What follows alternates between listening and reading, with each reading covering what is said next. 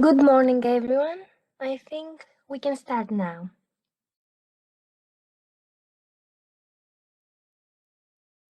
Good morning, yes. Well, I'm sharing my screen in order to start.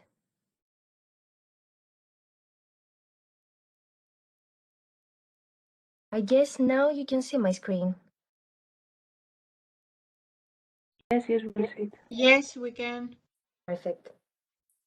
So today we're gonna talk together about risk assessment. In previous lectures, we have seen together some examples for seismic hazard, and today we will continue. Last week, you talked with Dr. Van about risk assessment, and you saw how from hazard analysis, we can go to loss analysis with this triple integral.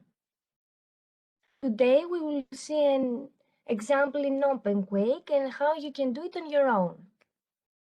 We will perform a scenario damage calculation, and this is the workflow we have to follow.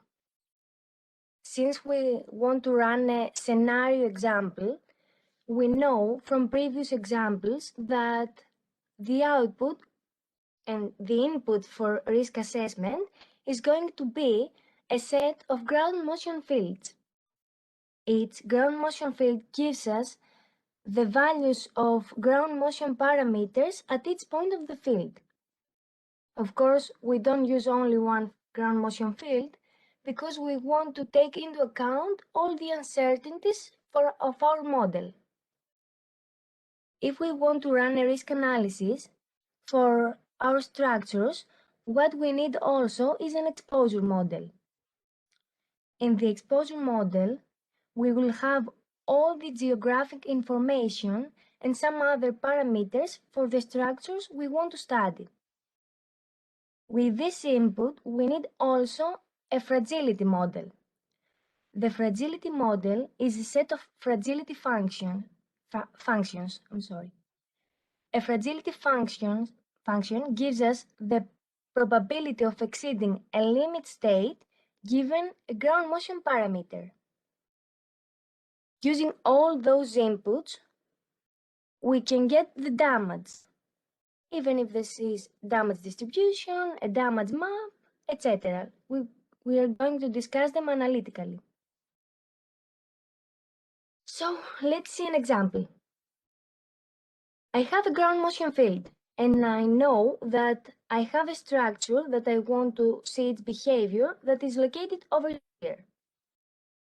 From this ground motion field, I know the PGA value in my structure. Given the PGA value from my ground motion field and the site, I can find from the fragility functions the probability of exceeding its limit state. If you see over here, I have 4 curves for each limit state. And as Dr. Varmatsikos told you, if I have 4 limit states, I have 5 damage stages. Over here, we see only 4 because we have skipped the no damage state over here. So I have the PGA, and from its function, I calculate the probability of exceeding its limit state. Subtracting the probability of exceeding the next limit state from the previous, we can find the probability of being in its damage state. Using those information and combining them with the consequence model, we can get the total damage and loss at the given site. What are consequence functions? Over here, we see the damage ratio for each damage state this time. Damage ratio gives us the percent of the damage in our structure. That's why when a structure belongs at collapsed damage state, we know that it is 100% damaged. So if I have the fragility, the probabilities of exceeding a limit state and the probabilities also of being in a damaged state, multiplying them with a damage ratio and adding all those numbers, I will have the total damage. Do you have a question so far? Of course, we will run some examples. We will see it later on, but I don't know. Are you okay? I think yes. Yes, okay. Thank you very much. So let's move on. Okay, this is the workflow on OpenQuake. First of all, we have to define our ruptures. You remember, as we did last time when we ran a scenario-based seismic hazard assessment, and the output is, as we said before, is a set of ground motion fields. So far, we have done this part. You have also done it for your 10 project. So, combining the information from the ground motion fields with a fragility and exposure model, we can get the damage for our structures. Okay, so an input will be the ground motion fields.xml file. And the new thing that we are going to see today is the exposure and fragility.xml files and the new configuration file in order to run the scenario damage analysis. Those are the outputs we expect, at least some of them. Okay, first of all, we have the damage distribution for asset taxonomy. What we see over here? We see the number of buildings, in our case, that belong at each damage state for a specific asset category. So if I have reinforced concrete buildings with low code, over here I see the number of buildings from that taxonomy at each damage state. Of course, as you have on your 10 project, you might not have only one asset taxonomy. You might have reinforced concrete, low code, high code, middle code, etc. So we are repeating that outputs for each asset taxonomy. Another thing we can get is the total number of buildings at each damage state. So over here, we don't have for a specific asset taxonomy, but for all of them, it's damage state. Another thing we can have is a collapse map, or generally a damage map, where we can see the number of collapsed buildings for each point of the area we want to study. Okay, let's see an exposure model. As we said earlier, an exposure model gives us the spatial distribution and other characteristics of the elements, in our case buildings, that are exposed to the seismic hazard. And let's look at the exposure model.xml file. First of all, we have to specify our category. In our case, the assets we want to study are buildings. We will use some values from Hazu's manual, and that's why we're going to calculate the damage and the losses for each component type separately. That's why we want to run the analysis and get outputs for each of those categories separately.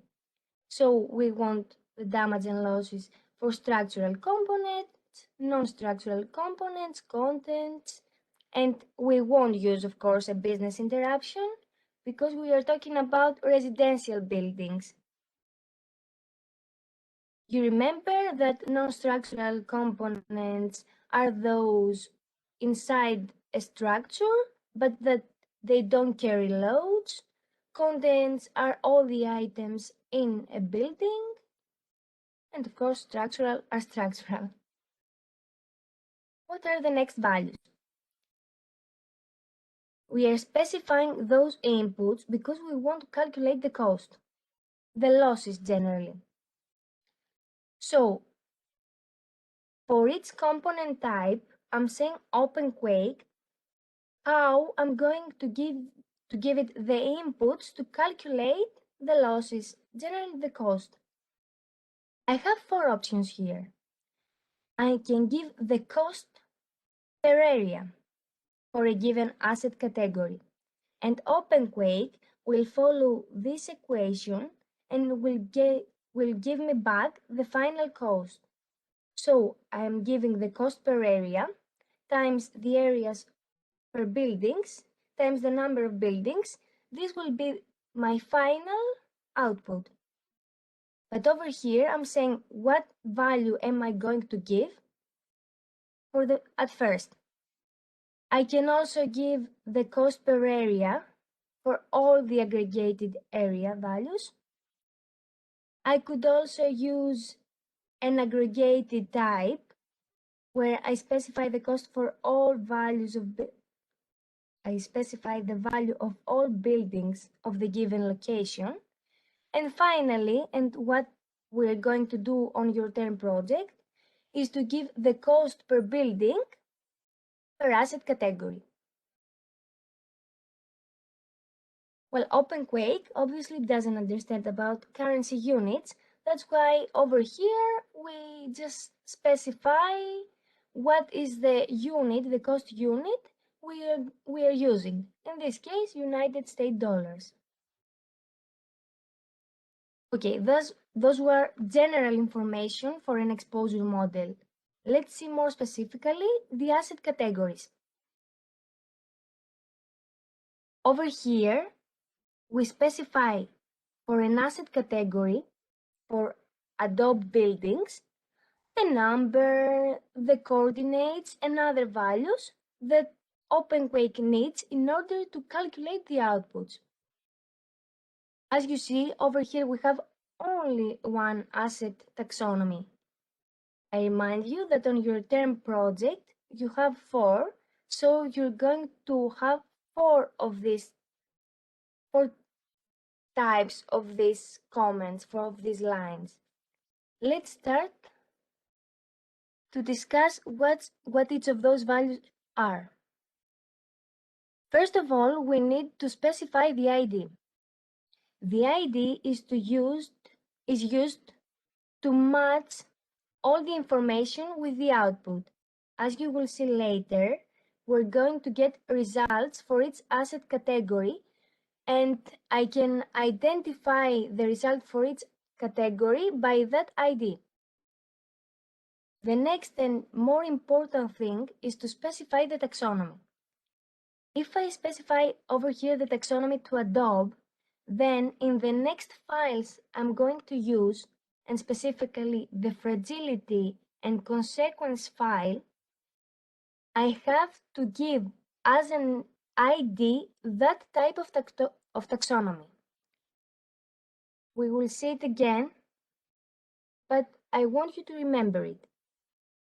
So whatever taxonomy I'm defining in the exposure model, this is the ID I will use in the fragility and consequences model.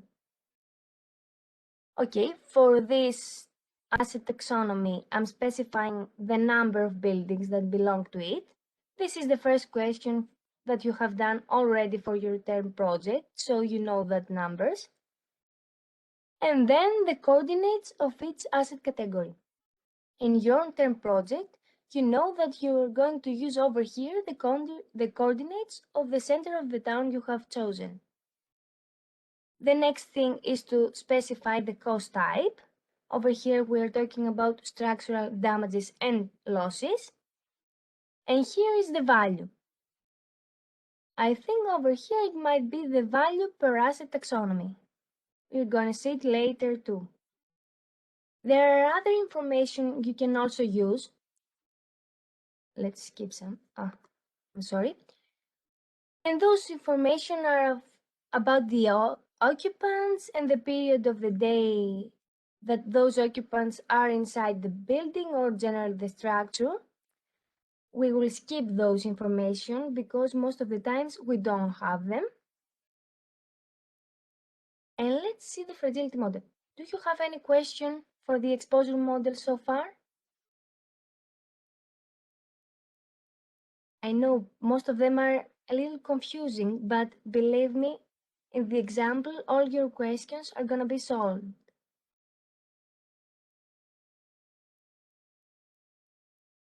Okay. Let's see the fragility model.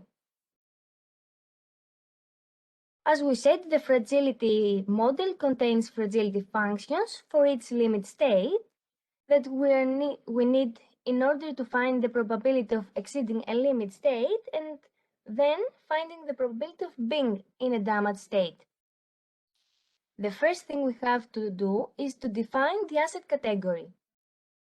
As we know, we have buildings, and that was what we defined in the exposure model. The next thing we have to do is to specify the loss category.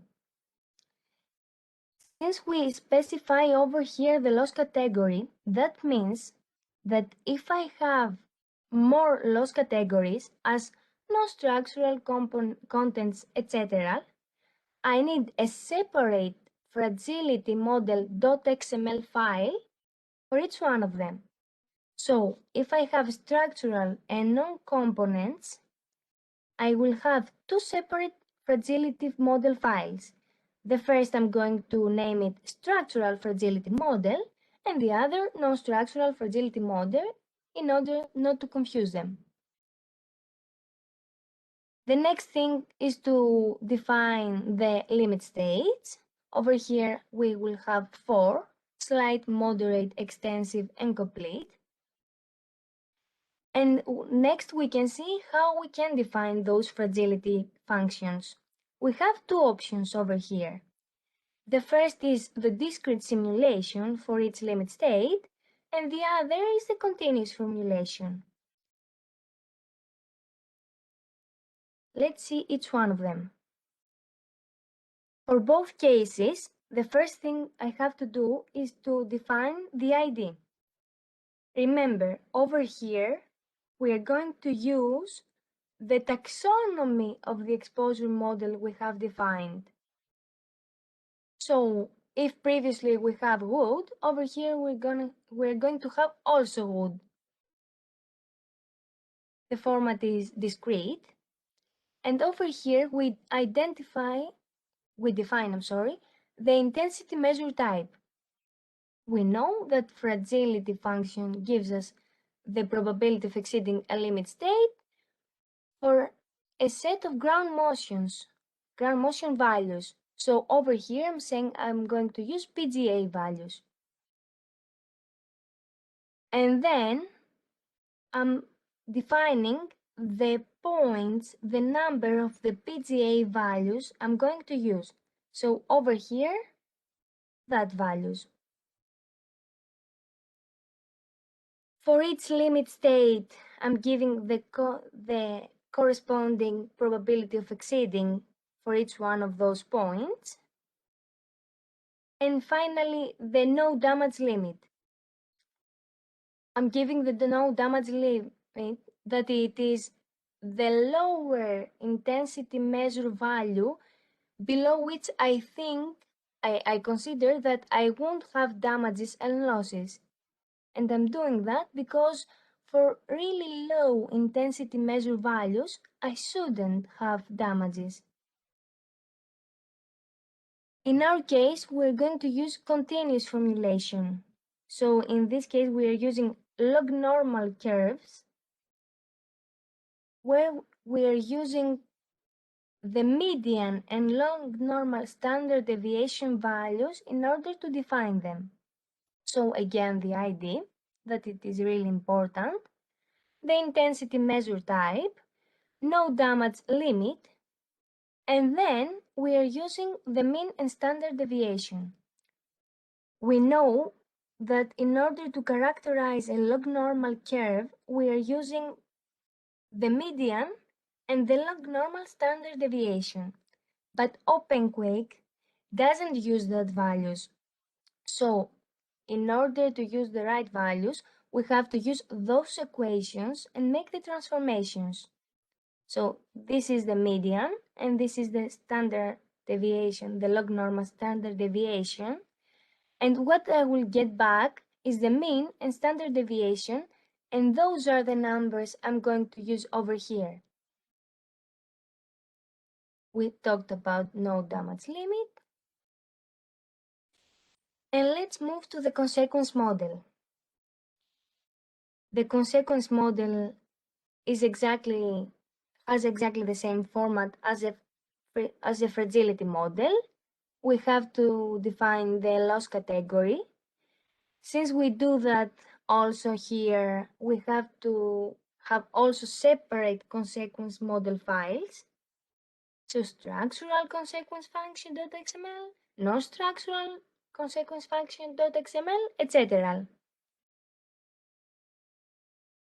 Over here, we have to match the inputs with the previous from the exposure model, so the ID is also important. And let's see what those values for each limit states are. As we saw in the example previously, we have to combine the probability of being in each damage state with a number, in this case damage ratio, for each one of them. So over here, the mean value gives us those numbers, and standard deviation is 0.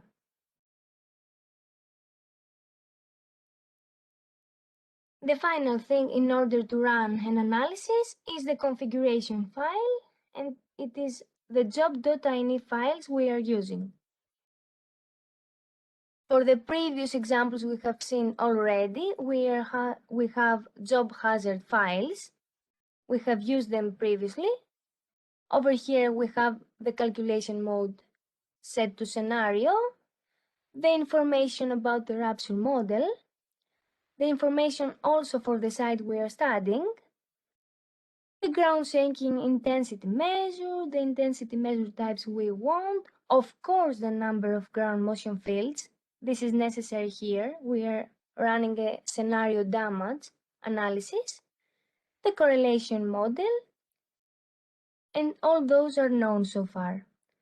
Let's see now the job damage.ini file. This is new for us. We have to set the calculation mode, scenario, it is scenario damage. Also, we have classical damage, but we will skip it for now.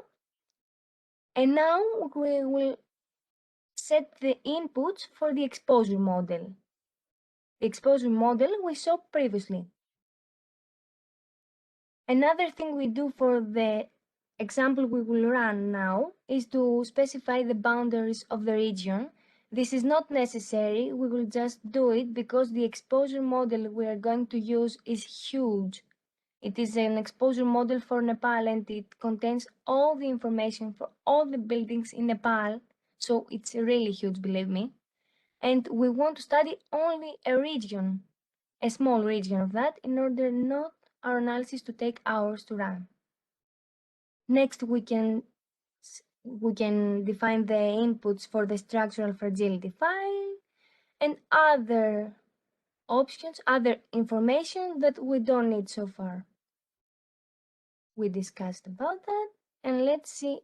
So, if we want to run a scenario damage, we can have two separate files, or we can have, a single file.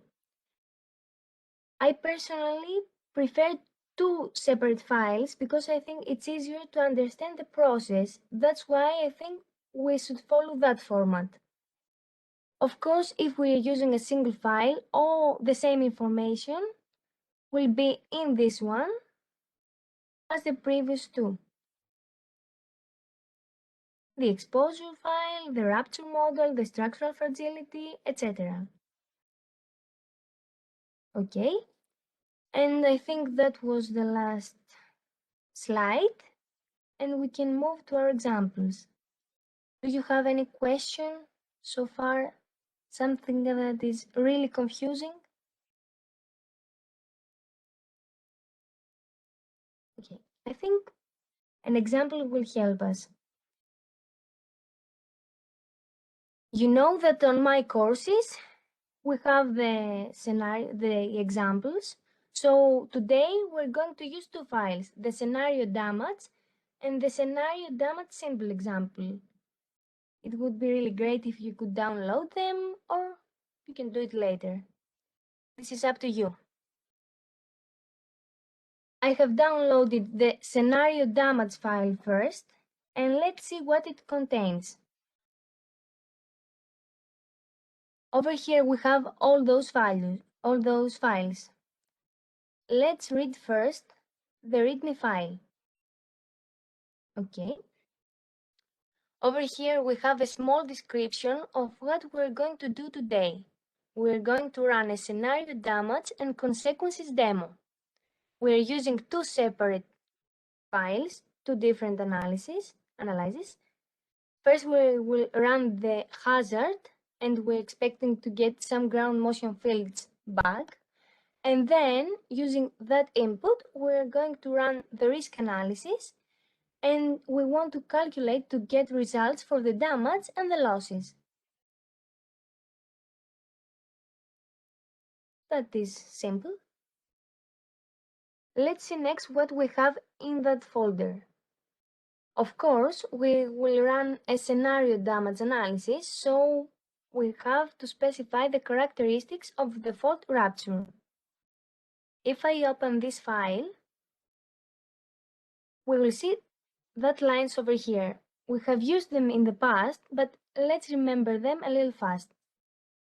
The first thing we have to do is to define the magnitude, the rake and the tip angle. Remember the coordinates of the hypocenter, and the geometry and coordinates of the fault trace. Those are known, so we don't have a problem so far. The next thing is the ground shaking intensity measure logic tree.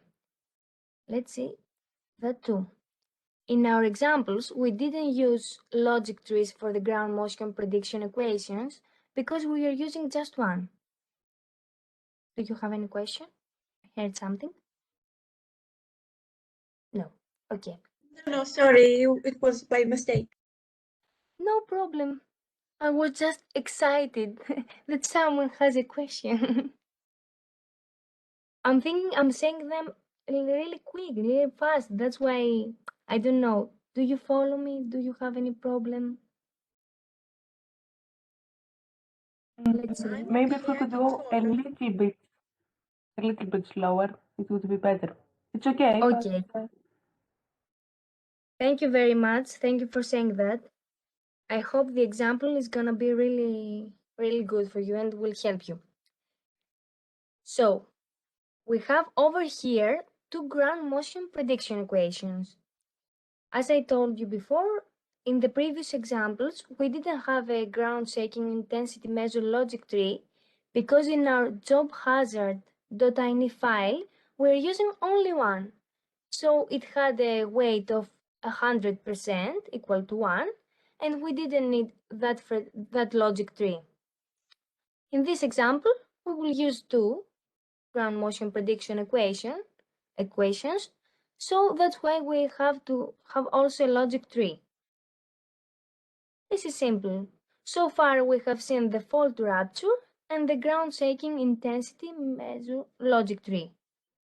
Those two files are known so far. So we have those two.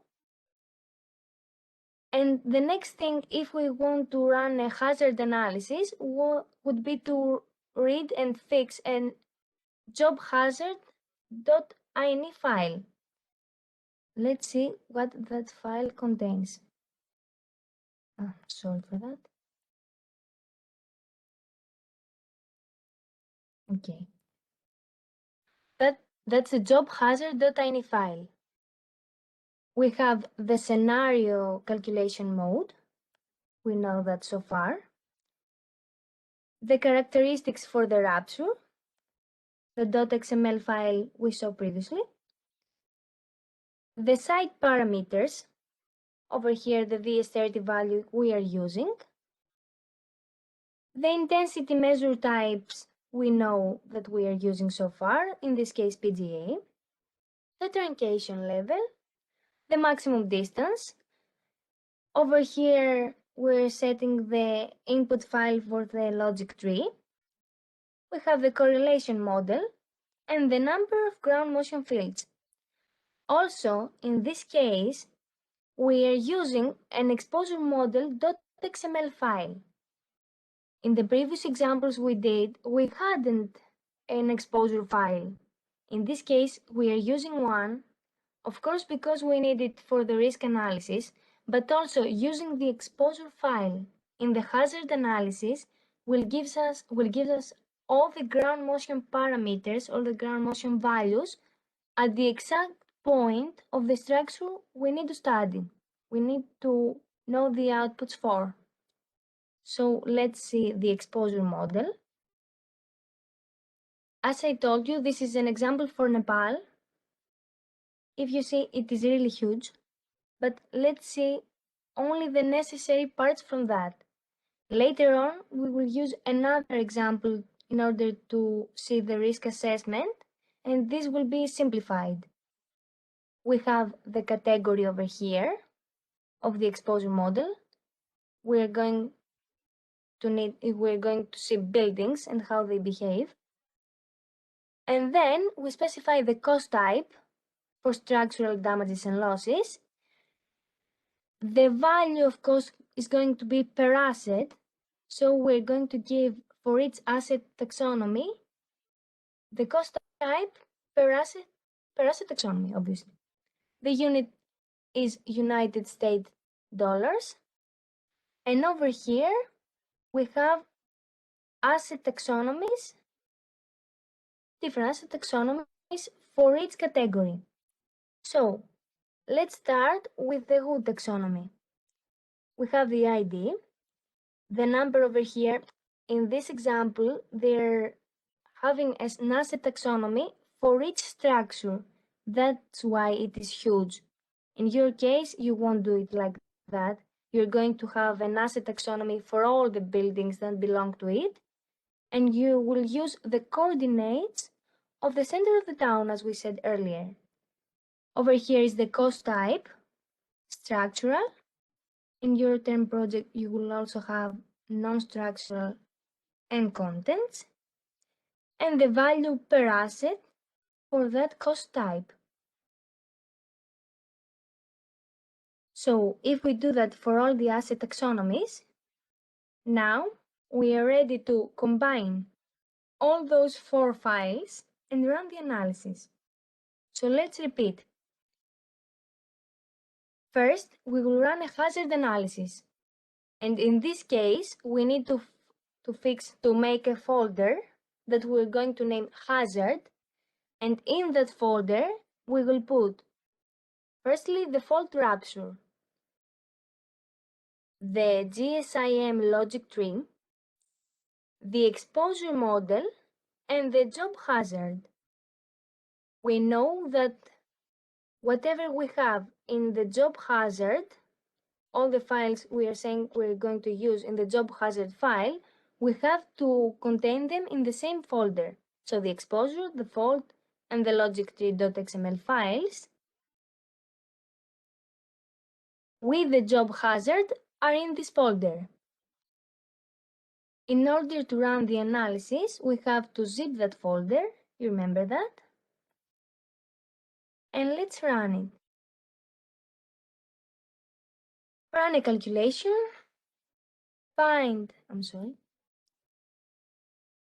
Let's find where I have put that folder. It is that one. And now I'm waiting my analysis to run. I have a scenario hazard demo for Nepal, and it won't last long. If a file is not in the folder, then OpenQuake will complain. So far we are okay. So let's see the outputs. From that outputs, what we want is the ground motion fields folder.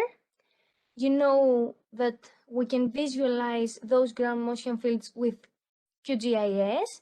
We won't do it now. You know how to do that. You have also done that for your 10 project. So we are okay so far. But I won't download the outputs because I will continue my analysis for the risk assessment. Let's see how we can do that. In order to continue the analysis, we need another folder that I'm going to name risk. In this folder, this time, we have to put the job risk, the exposure model, the structural fragility, and the consequence model. Let's see them. First is the job hazard.tiny file. The calculation mode is set to scenario damage. This is simple. We said that we're going to specify the boundaries of the region we want to study. Only in this case, because the exposure model for Nepal is huge, on your term project, you don't need to specify the boundaries of the region. So you won't use dot lines. Later, I'm giving the input for the structural fragility model and the consequences model.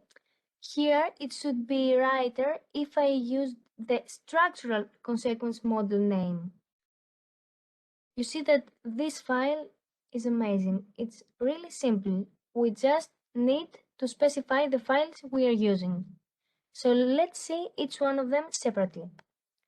Let's start with the structural fragility model.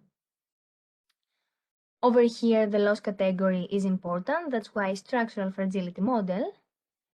And then for its asset taxonomy, for its asset taxonomy, over here, concrete, we are defining the parameters for its limit state.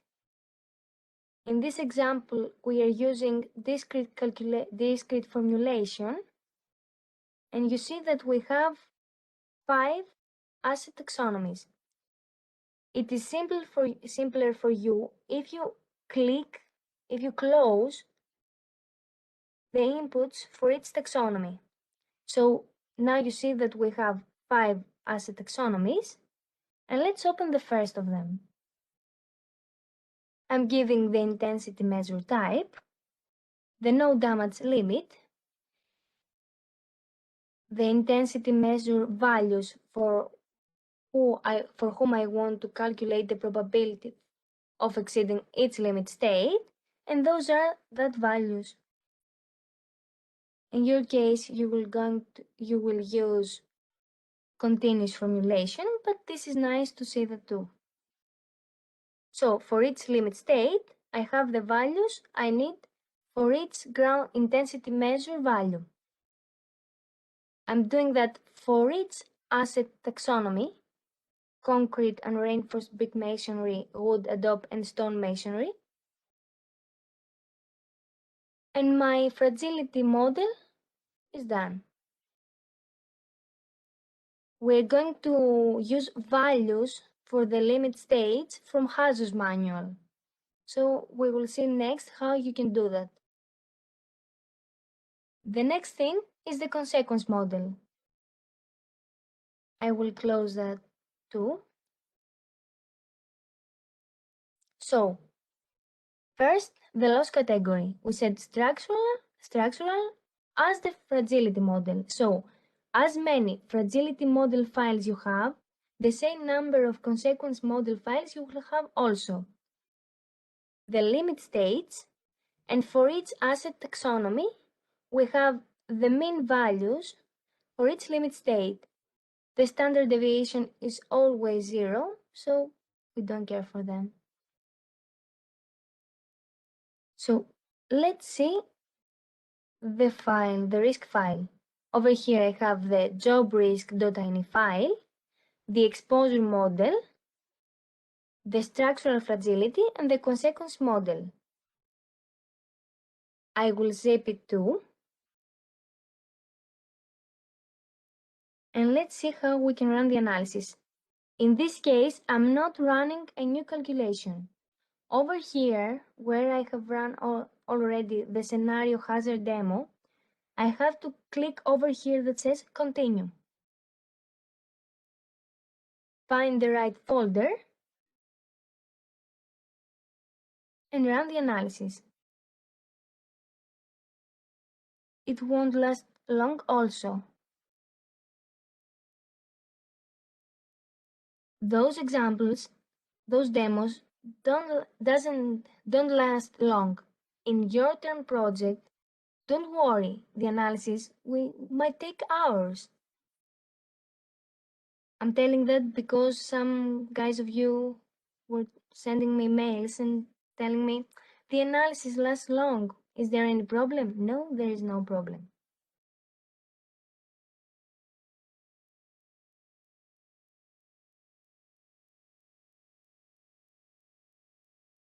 Let's wait a few more seconds.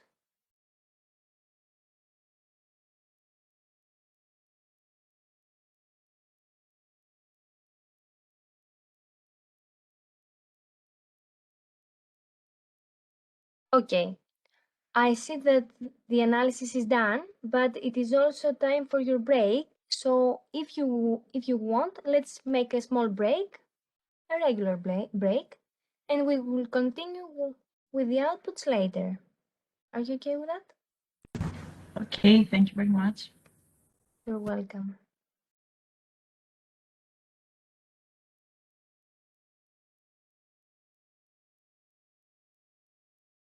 Before I forget something, I think there are some of you that is running the analysis with the console.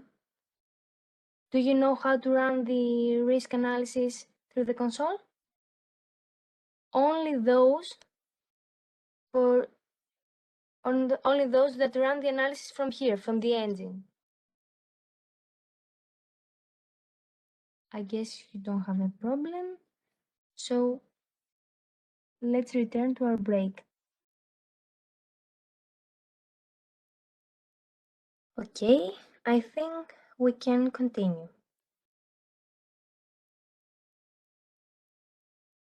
All right. So, until now, we have run our hazard analysis, and then we continued with the scenario damage and the consequences demo. So, we can now discuss the outputs.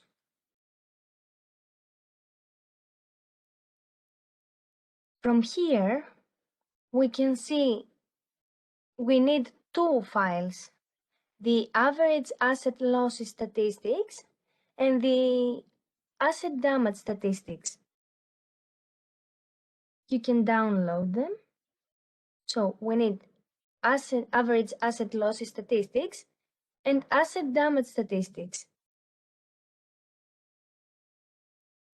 I have done that already. So let's start with damages first.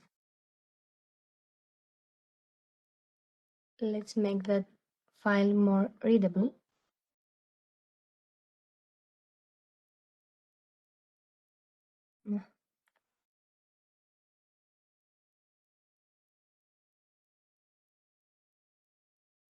Okay. You know how to do that. And let's see what there is in here. First of all, we have the asset ID. This is the same with the ID in the exposure model. So for each asset category, I have an ID. The next columns have some characteristics for that asset category, the taxonomy, and the coordinates. First of all, let's delete those columns, and we will see the others easier. Okay. What do we see over here? First of all, the first lines have almost zero values. So let me find a row that has no zero values. Okay. I will copy that and break it up in order to discuss them. So, I have picked a random asset taxonomy. Not so random, but let's say that this is a random asset taxonomy. And over here, we see for each damaged state, some numbers. What are those numbers? We see the number of buildings from that asset taxonomy that belong to each damaged state. If you remember, this is the same we saw previously at the outputs. Let me find it. Okay. This is exactly that over here. The number of buildings for each damaged state from a specific asset taxonomy.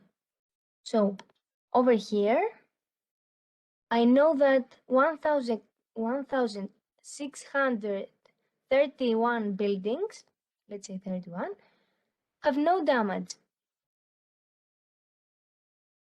If I sum all those values, what I get as an output is a number that says 1,652.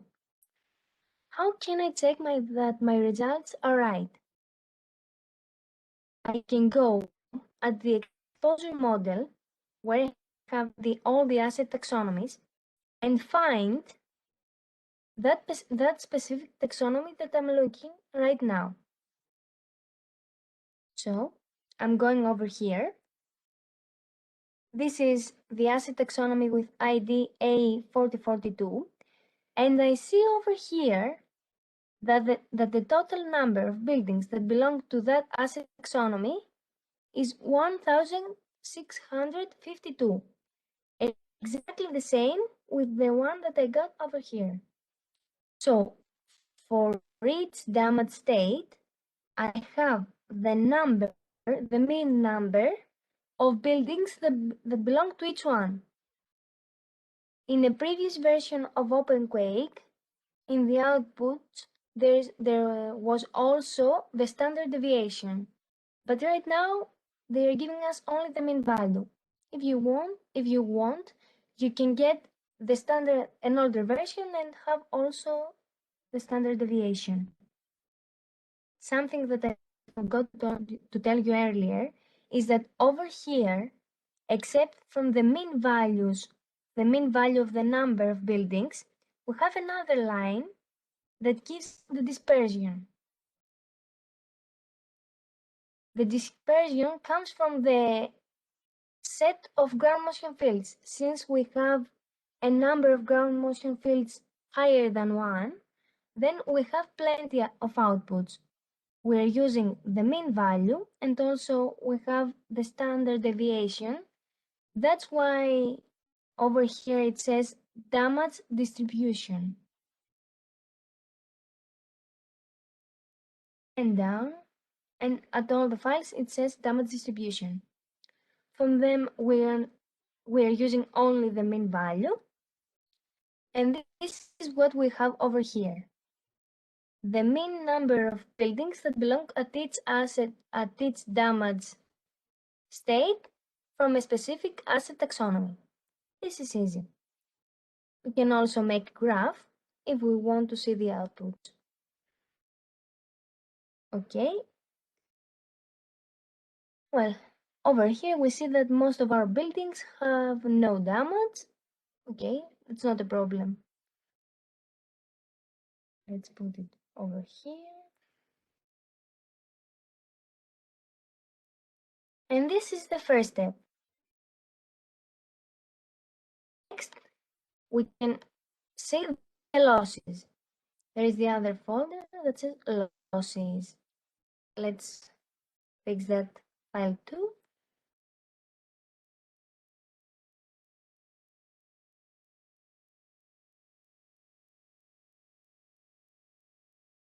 Okay, so over here I have again the asset ID for each asset taxonomy as previously. Some characteristics I don't need. I'm leaving the taxonomy. The coordinates for each asset taxonomy.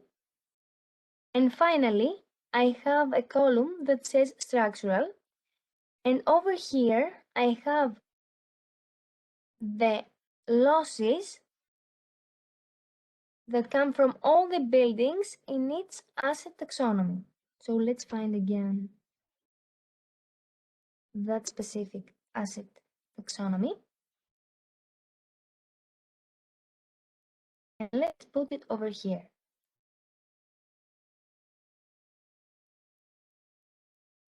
So over here, I have for that specific asset taxonomy, the total loss from all that buildings that belong over here, all that adobe buildings. Let's see if we can get that number from the previous one. So I have the number of buildings. Let's put it over here. Oh my God, I forgot to. Let's do it again. So over here, I have the number of buildings for each damage state. Okay, so far. And let's now go at the consequence model.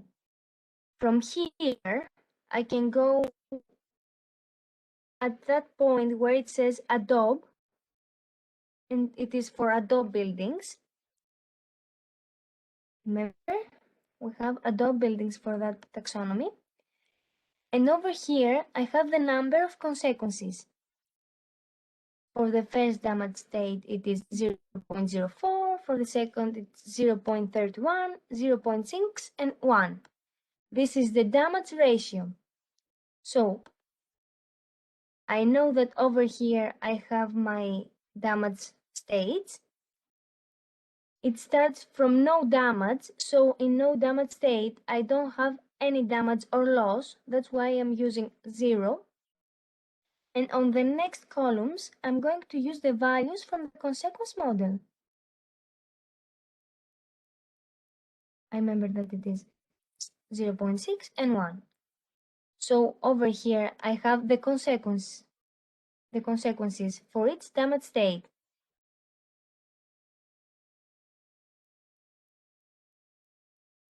And finally, from the structural fragility, no, not the structural fragility. Let me find the right folder. Also from the exposure model, I have the value for each asset taxonomy. So I know that the repair value, that the cost is $11,000 US dollars. I'm putting that over here. And what I'm going to do now is to multiply the number of its taxonomy, of its damage state, times the consequence function, the mean value of that consequence function, times the total cost. So, sorry. I will use the same value for all those columns. So over here, I will repeat that. Now I have the total losses, structural losses, remember, because in my fragility and consequence function, I asked for the results from structural components. So over here, for each damage state and for a specific asset taxonomy, I have the aggregated number of losses. So if I add all those values over here, what I expect is that number. Of course, it's not exactly that number due to the decimal points, but the difference is below 0.1%. We did that in order to understand how OpenQuake calculates those outputs.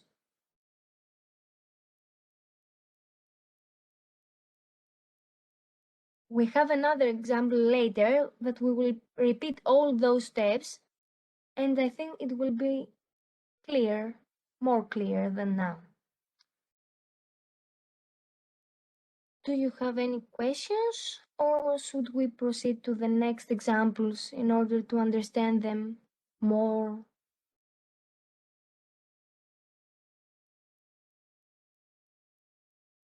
Okay. So let's see what we're going to do now. If you want to run your term project, of course, using all those files that are huge, it would be really difficult. So there is another file, another folder that says scenario damage simple example. And this has exactly the format that your term project needs in order to run. So you will download that folder and you will use all those files in it. So let's start. We have seen already let's start steps you need to follow. Your term project asks you in the 5th question to assess the structural, non-structural, and content losses according to HASUS for every building. Okay. This is clear so far. Assuming that all settlement buildings are geographically concentrated at its center. So, for the scenario found in step 4, you remember that in step 4, you have found the magnitude distant scenario event with the highest contribution to the PGA hazard, for 10% probability of exceeding in 50 years. So, now, what you have is, from your disaggregation analysis, a magnitude and a distance. Those values over here. How you can use them? First of all, you have to go at the default rupture file. The first thing is to change the magnitude. All of you have a different magnitude that contributes the most to your hazard. So the first thing is to change the magnitude over here. You can leave as it is the rake and the tip angle, also the upper and seismo depth, because we don't have more information about those values, so you can keep them as it is. But you have also to use some hypocenter and fault trace coordinates. What you can do about that? Since we don't have any information about the hypocenter, we can make an assumption. Let's say that those are the coordinates of the center of the town. So each one of you have the center of its town, the latitude and the longitude.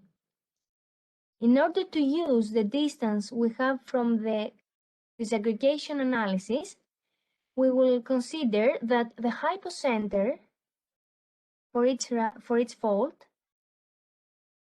has the same latitude as the center of the town. This is an assumption.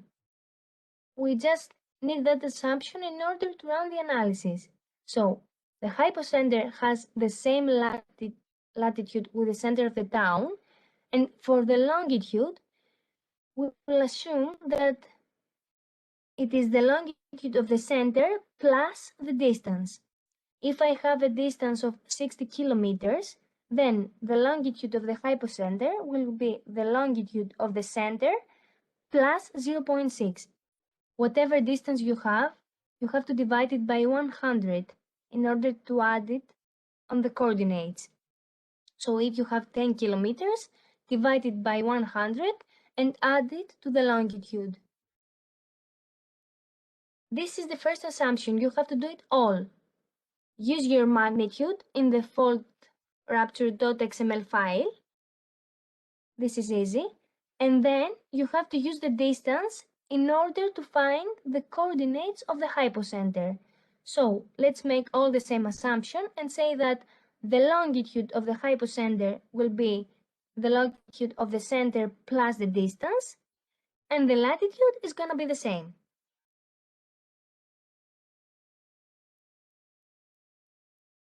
So in that file, we have specified the magnitude, the latitude and the longitude of the hypocenter. The depth can be the same.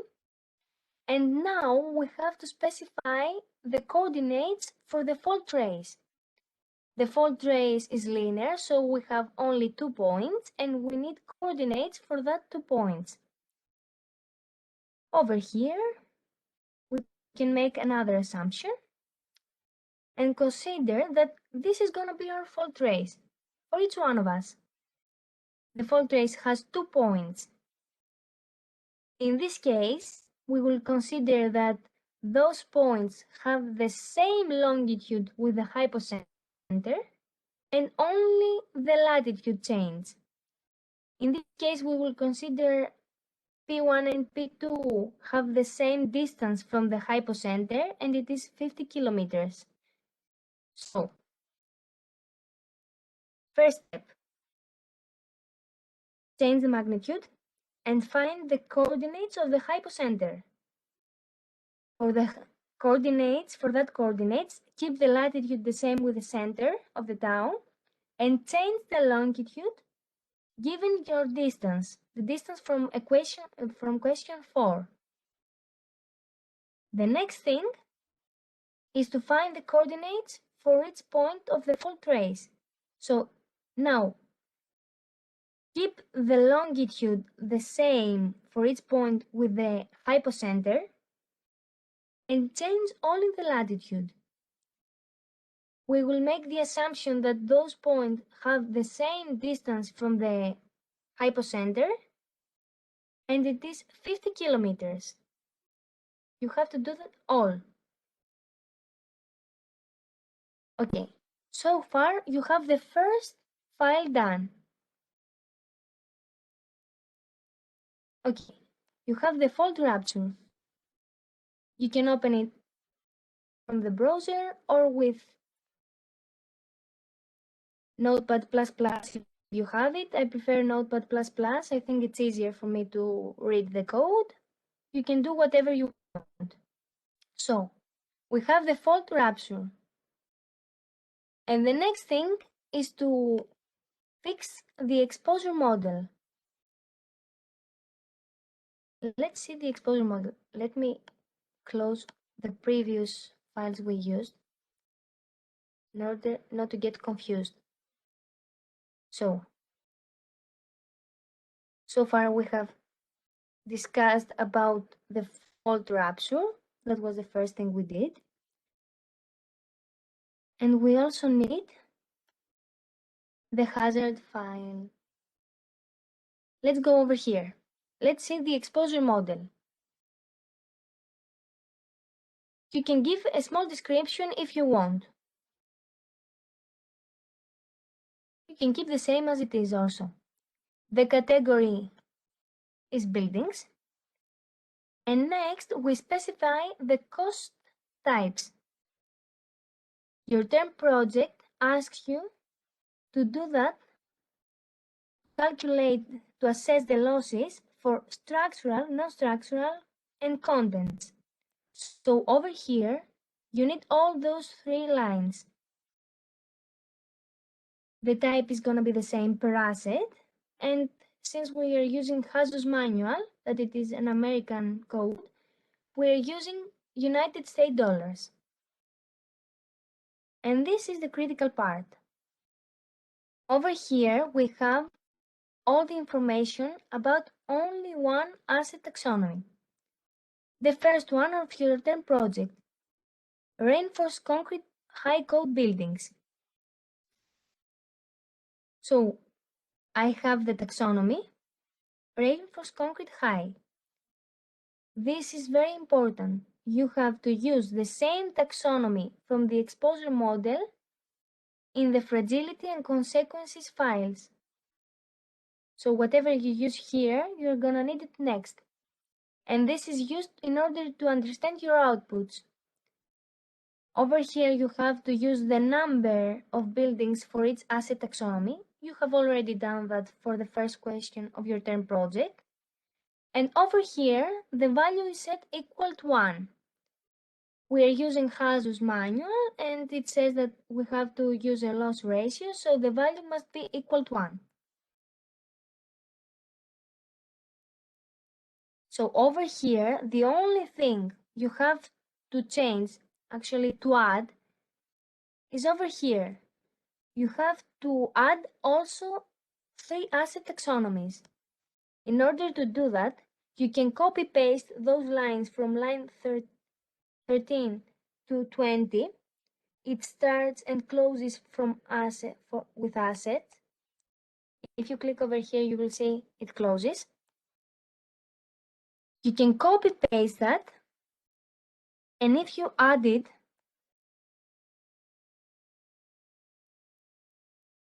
you can add the next asset taxonomy. Let's say the next is reinforced concrete middle code buildings. Change the number, and another thing you have to take care is the coordinates for each asset taxonomy. Your term project says that you can use the same coordinates for each asset taxonomy, and those coordinates is going to be the coordinates of the center of the town. So, repeat that process for all 4 asset taxonomies you're using. They are reinforced concrete high, middle and low code buildings, and also on reinforced masonry. So repeat that process for all taxonomies. Change the number, change the taxonomy, and keep all the other parameters the same. Be careful over here. You have to use the right lines from 13 to 20. So you need to do that 4 times. If you click on them, you will see they look like that. It is easy. You won't have any problem. Be careful over here. You have to erase the spaces. And now you're probably okay. So, May I ask something? of course, On line 21, the taxonomy is RCH mid or RC mid? RC mid, I'm sorry. Okay, thank you. Mistake. Actually, you can use whatever you want over here, and so far you understand that. I am using RC mid in order to remember that it is reinforced concrete middle codes. Over here, I probably will write low, and So that doesn't affect our results? No. You just have to remember that whatever you use here, you have to have the same ID on the fragility model and the consequence model. You don't have any problem. You can write here Maria. There is no problem.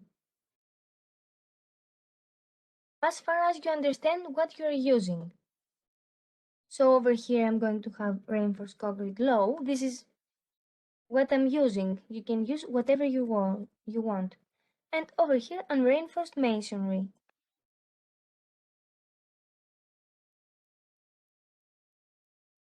You can use whatever you want, but just be careful to use the same PD in the fragility and consequence model with the taxonomy in the exposure one. So change the number, add all the other asset taxonomies you need, and your exposure model is okay. So we have seen the fault rupture, the exposure model, and let's see the job hazard.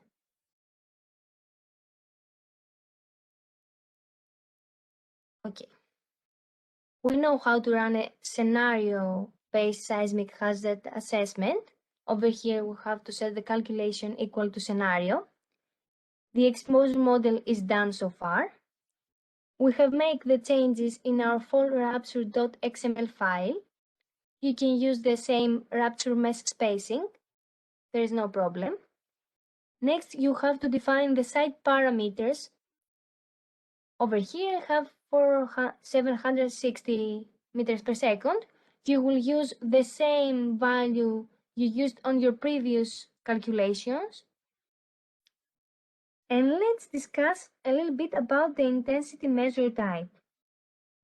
We don't think it is appropriate to use PGA. So,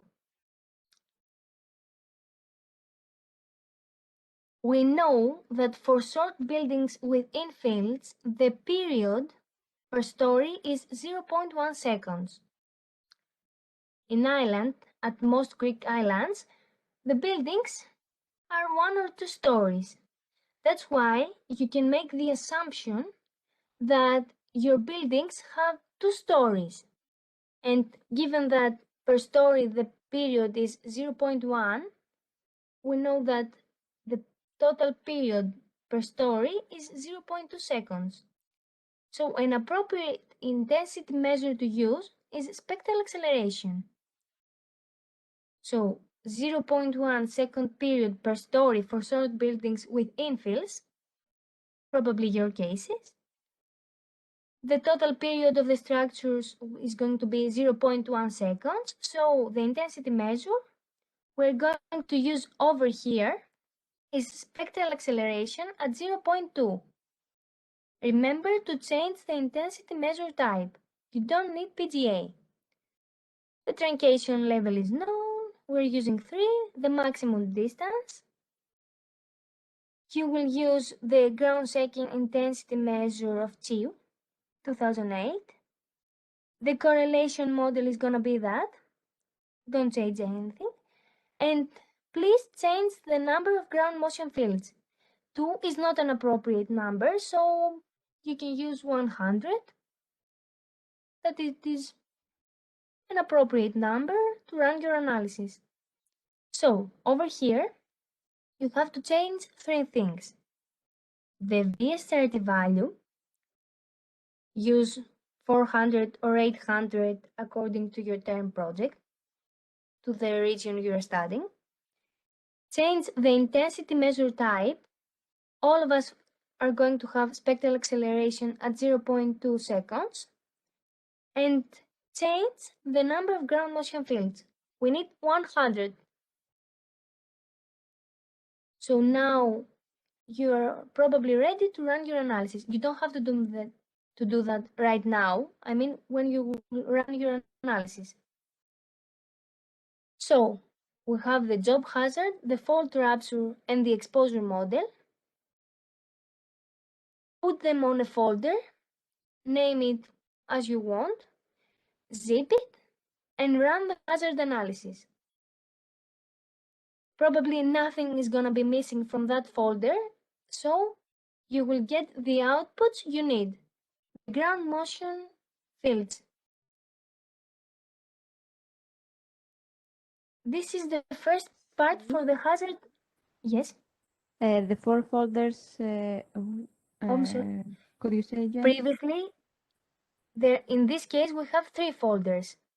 Previously, we had also the ground shaking intensity logic tree. That's why we had 4. Okay. Right Okay. now we need only 3 Okay. because we are using in the job hazard. You remember, we are using only one ground motion prediction equation. This one over here.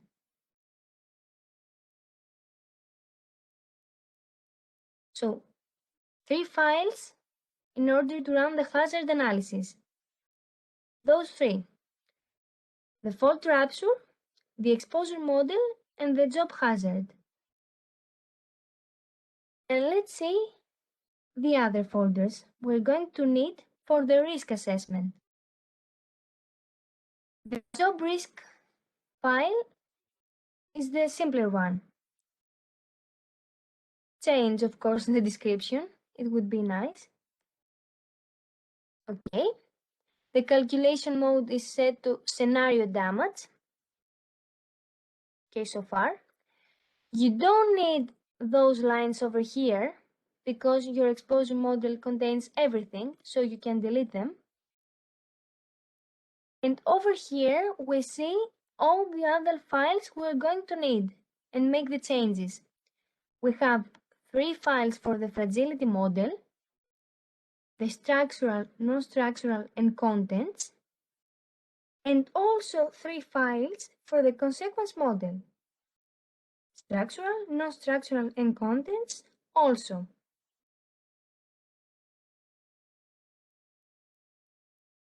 Over here, we don't have to make any other changes. So delete only the lines for the region boundaries. You don't need them. And let's see what we can do with the other files we have. Let's start from the structural fragility folder file.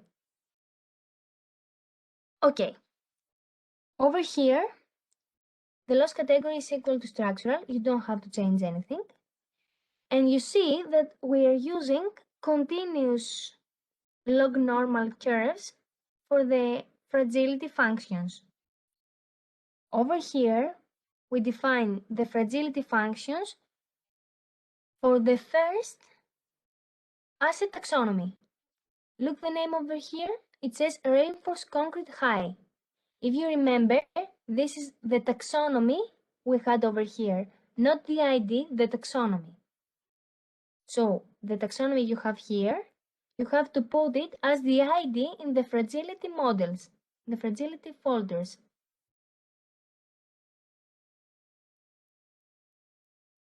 You have to change the intensity measure type. We said that we are using spectral acceleration at 0.2 seconds. And you can keep all the other values as they are. And what can we do about those numbers over here? For each limit state, we need a mean and a standard deviation value. Of course, we don't know them, so we're going to use Hazus manual. Okay. On my courses, Hazus manual is uploaded on the literature folder, I think. You can download it from there. If you open it, you're gonna see that it is a huge manual. But don't worry, because we only need a few pages from that one. How can we use Hazus? We will use Hazus in order to get values for the fragility model and the consequences one. Let's start with the values for the fragility model.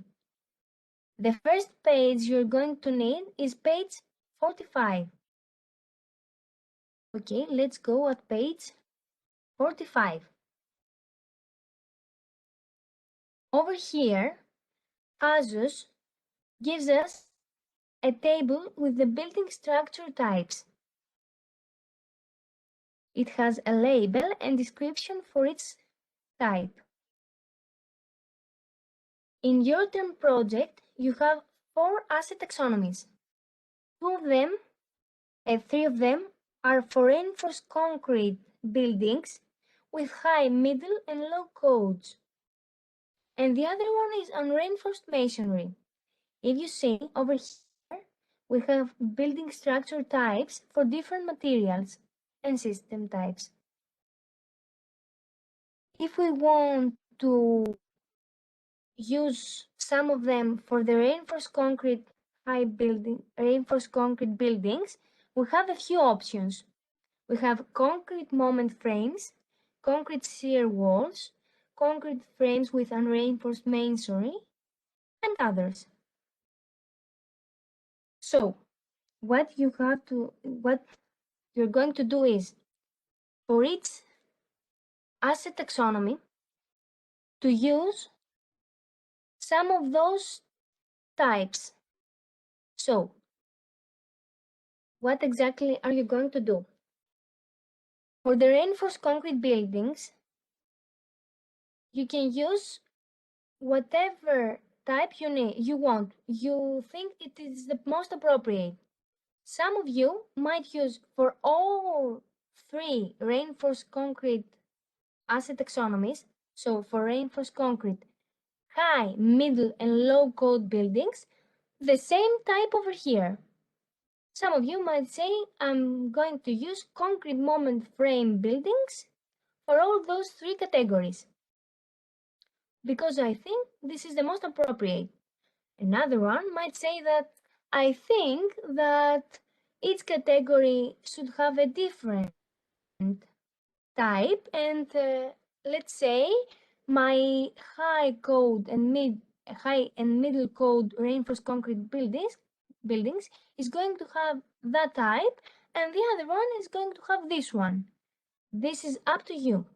For reinforced concrete buildings, you can use whatever type you need. You think it is the most appropriate. We only want to tell us which one did you use. So, let's say I'm using for my reinforced concrete low, middle, and high code buildings the same type. And I will use for the unreinforced masonry buildings this category over here. Let's suppose I'm going to do that. The next thing I have to do is to find the number of stories. We said that we will assume that we have two-story buildings. So over here we see that buildings with 1 to 3 stories are categorized as low-rise, and we have to use that label over here. You have to decide first, because you're going to need those labels for the next values we're going to get from different tables of Hazu's manual. So, I'm going to repeat that. For each asset taxonomy you select 2 or more types, and from that types you're going to need the first label in each case, because you have low-rise buildings. And this is because Hazus assumes that low-rise buildings has 1 to 3 stories. So, again, if I want to simulate my reinforced concrete high code buildings, and I am saying that I will use this category over here, I will use that label C1L. And for the reinforced masonry buildings, I will use URML for low-rise buildings. This is the first page, page 45. You need to start from that. Go at Hazu's manual, page 45, and select the appropriate type for your asset taxonomies. Use 2 or more. Of course, 2, the lowest number is 2, because you have concrete buildings and a reinforced. Okay, so far. So, we have discussed about page 45. We said that from that manual, we will start and get the values for the fragility model. Hazus gives us fragility parameters for the fragilities for structural and non-structural components. So, in your case, you have 3 types of components: structural, non-structural, and contents. We will discuss about that. Let's start with the first category, pages 234 until 236, where Jesus gives us the parameters for structural fragilities. Okay, page 234. This table gives us the equivalent PGA structural fragility parameters for high code buildings. The next table gives us those parameters for moderate code buildings, low and pre-code buildings. So as you understand, for your reinforced concrete high code buildings, you are using this table, and according to the type you have chosen over here, that's why we started from page 45 and selected the building type, we are going to use values over here. So, page 45, select the building type, and let's start with the structural fragility parameters. 4 tables, 4 asset categories, asset taxonomies. For each one of them, let's say reinforced concrete high code buildings, I'm going in the first table. I have chosen that I'm going to use the C1L label for low-rise buildings. And over here, I have for each damage state, slight, moderate, extensive, and complete, the median and beta values. So, if my intensity measure was PGA, I could easily go over here, select for the appropriate type I have chosen, and for high code buildings, the PGA values, the median and beta. But life is not so easy, because we have chosen that the appropriate intensity measure type is spectral acceleration. So, what are we going to do? We have median and standard deviation and beta values for PGA. And we know that we want spectral acceleration at 0.2 seconds. From the design spectra, we know that the plateau has 2.5 times the PGA value, almost 2.5 times the PGA value. So, and also we know that spectral acceleration of a period of 0.2 seconds is going to be over here, that corresponds to the plateau value. So, for all the categories, all structural fragilities, I'm going to Jesus manual for each code.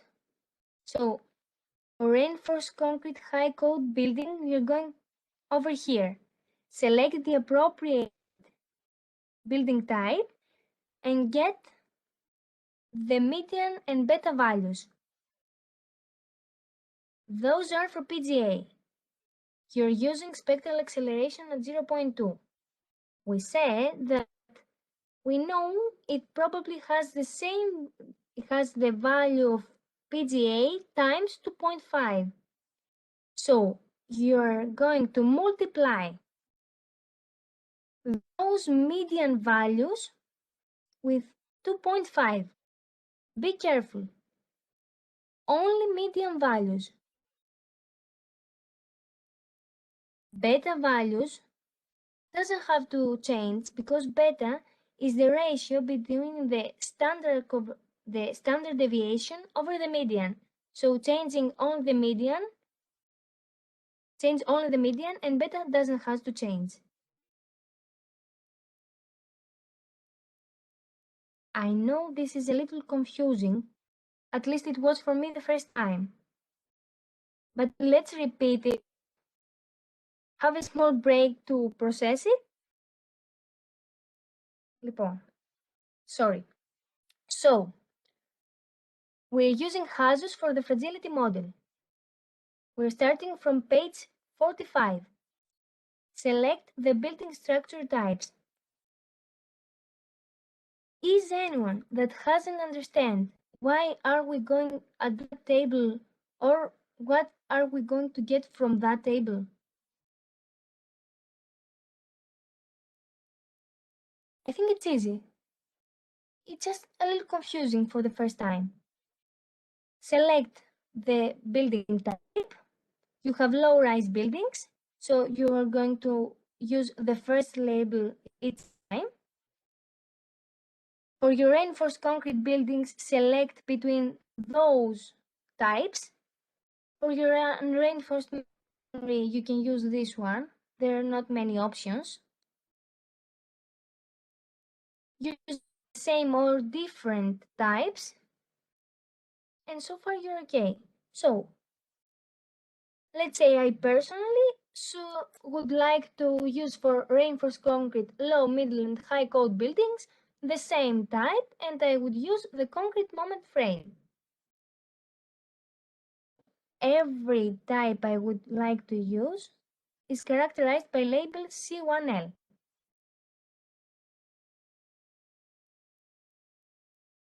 Let's have a break,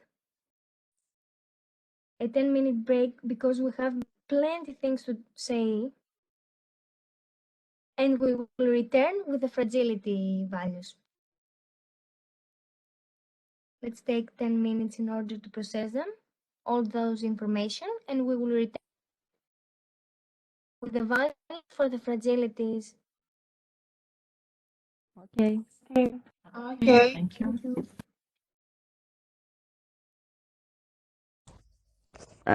Can I ask something? Of course. On the intensity measure, where there is the PGA value, Yes. do we put as an spectral acceleration value, let's say 0.16 g, or do we put 1.6 meters per second square as value in the program? In what file? And when we say the intensity measure in the previous slide, Okay. where we Let- do not put the PGA, but the spectral acceleration for 0.2.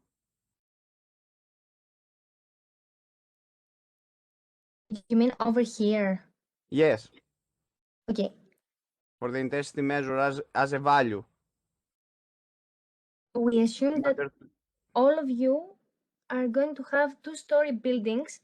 Yes. So all of you are going to have an intensity measure, as an intensity measure, spectral acceleration at 0.2. We write spectral acceleration 0.2 in parentheses.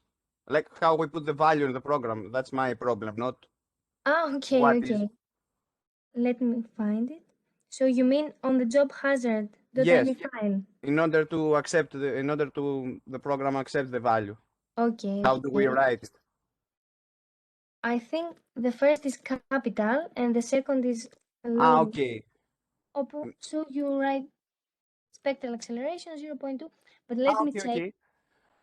That's what I had.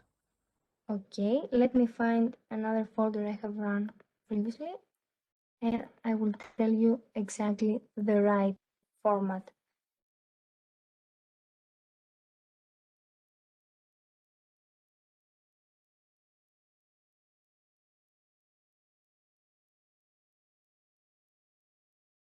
I'm sorry. Yeah, they are all capitals, so you have to write spectral acceleration. Okay, 0.2. Okay. Okay. Thank you for the question. Thank you.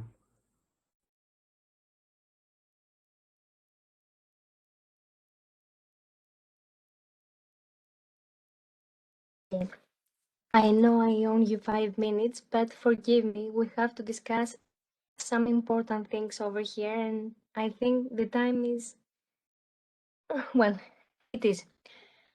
Okay, let's return to our HASUS manual.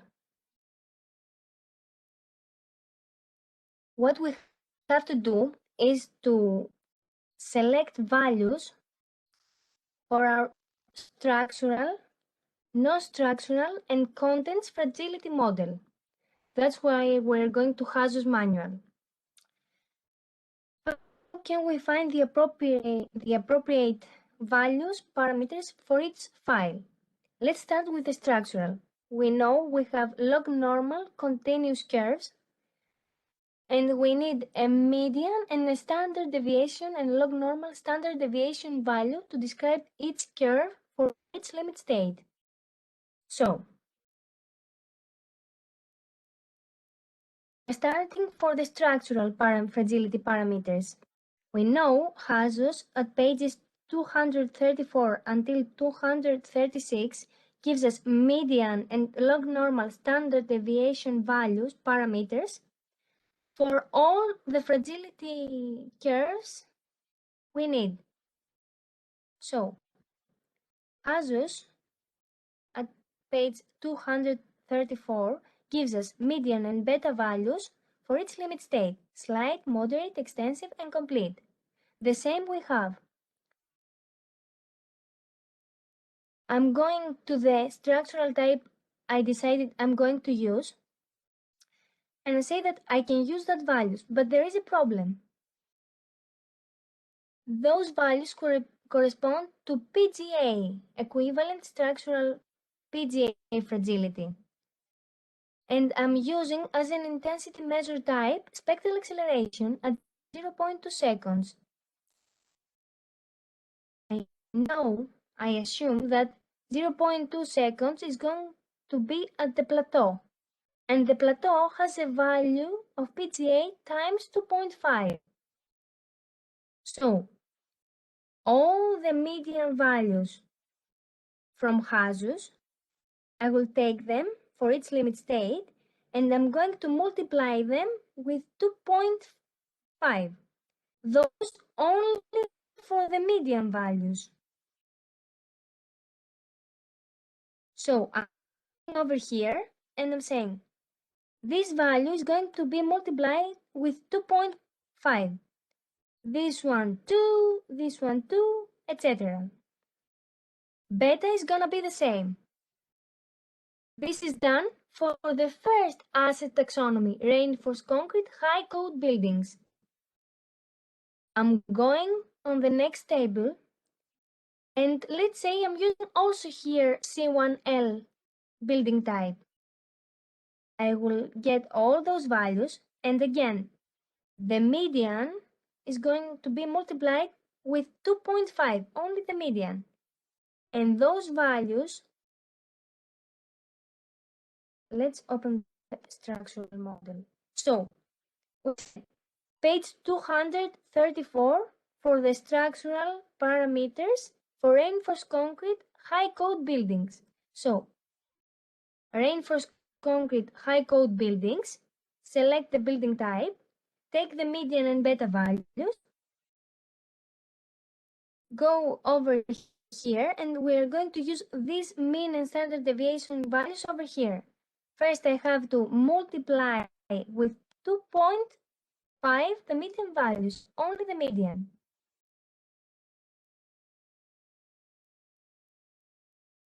Over here, I have those lines only for one asset taxonomy. As we did in the exposure model, we have to copy and paste again those lines from line 10 to line 16 and put again and change again the ID, and now put the right mean and standard deviation values. So I have the values for reinforced concrete high asset taxonomy. Over here is going to be mid. Copy paste those lines for all the other asset taxonomies, and now I'm going to have those lines 4 times. don't forget to change the ID. And how can I get the right values? We said we are on structural fragility model.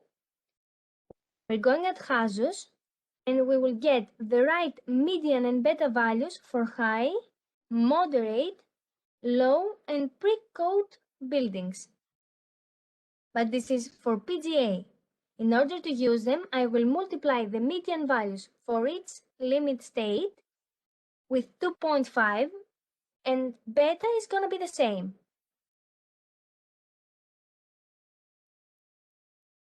Now that I have done that, I have to follow another step.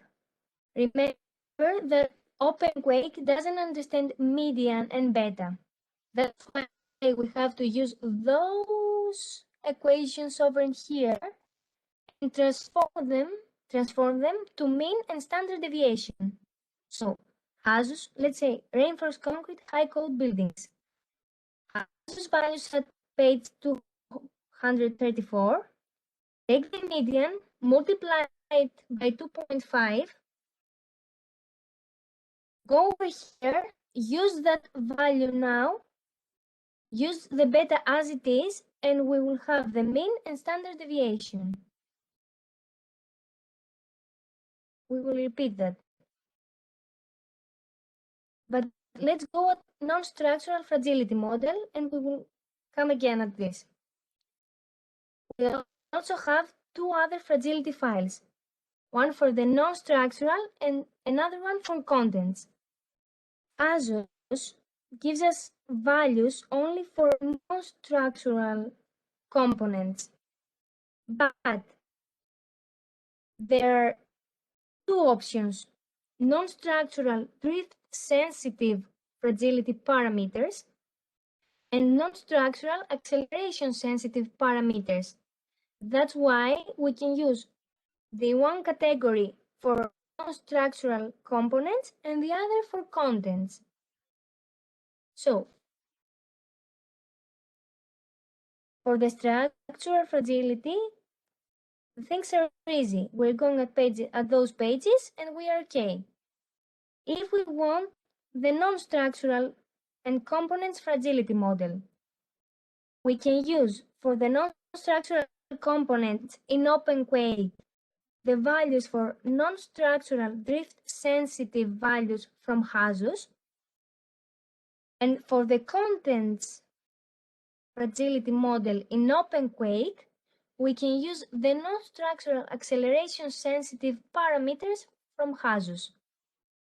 So, let's start with the non-structural in OpenQuake. So, non-structural drift-sensitive from HASUS. Non-structural drift-sensitive parameters are at pages 220 until 223. So, let's go at page 200 and 220. Over here, we have non-structural drift-sensitive fragility curves for high, moderate, low, and pre-code buildings, as we did on structural. For each limit state, we have the median and beta values, but this time we have the median spectral displacement, not the equivalent PGA median values. So we have to make also here some changes.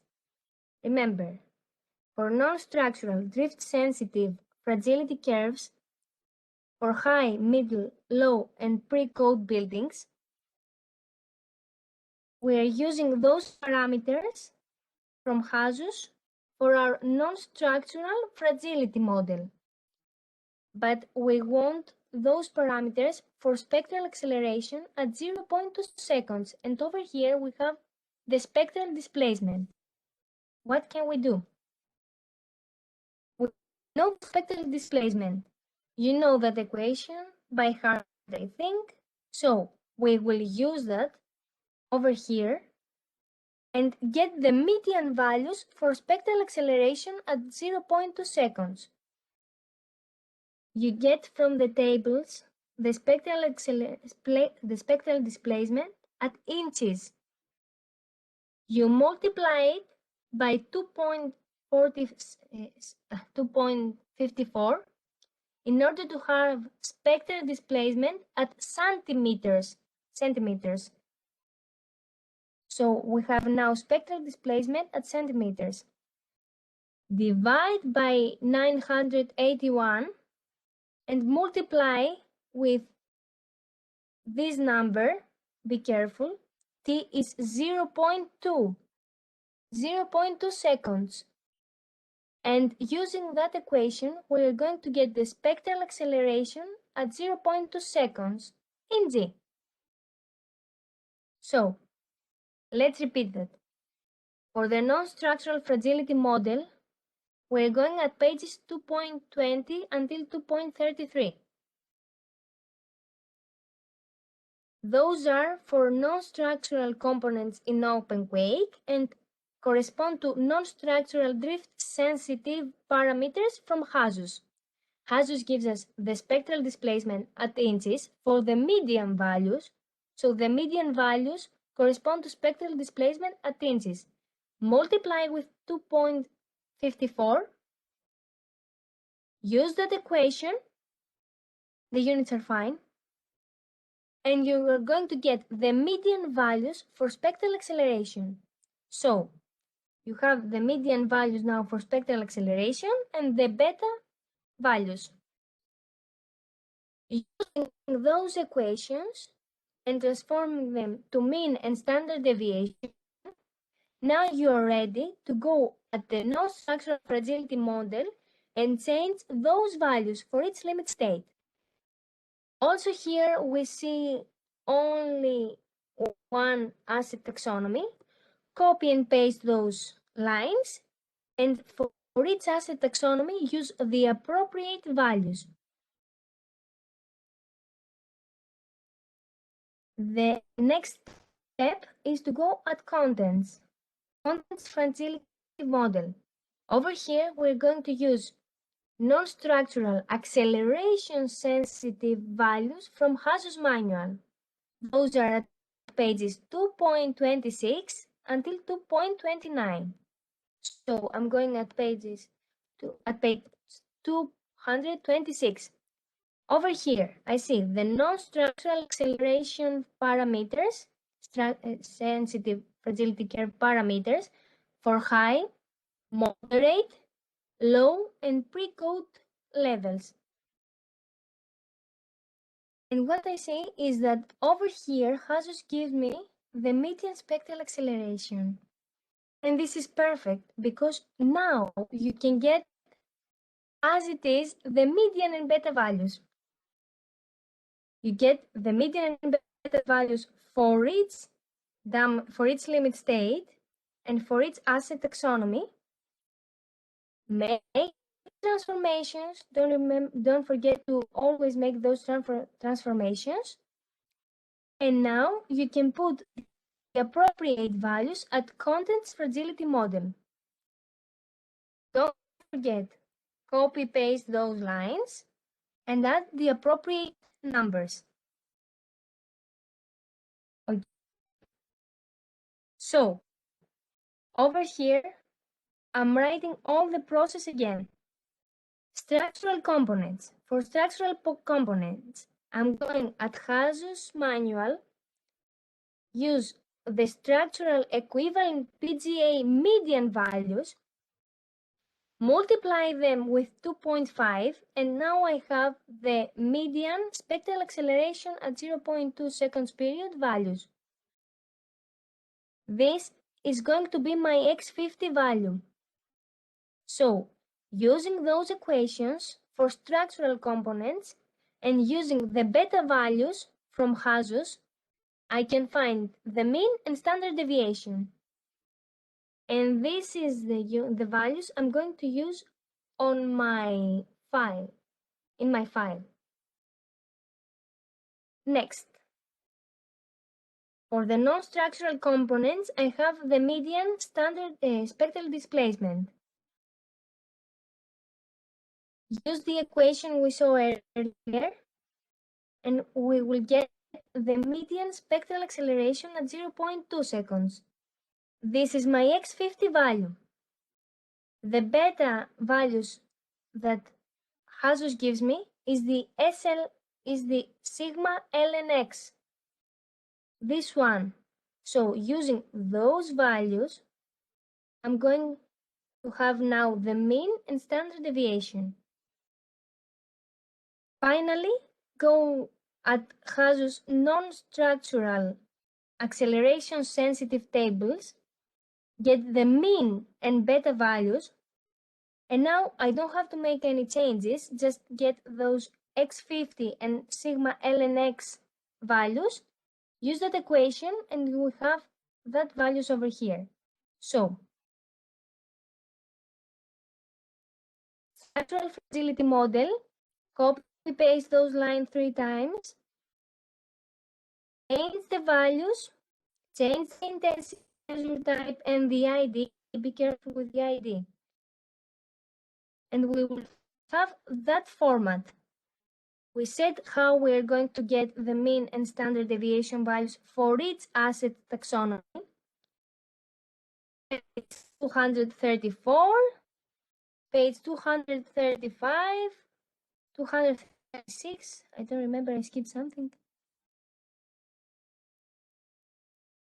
Let me find it. Okay. 234. 235, 236, and 237 for each asset taxonomy. Over here, we said we have the equivalent PGA median values, multiply them by 2.5, make the transformations, that is the same, and we're going to put the right mean and standard deviation values. Over here, copy paste that also 3 times, change the appropriate values, ID and PGA, and in order to get the mean and standard deviation, go at Hazus non-structural drift sensitive parameters,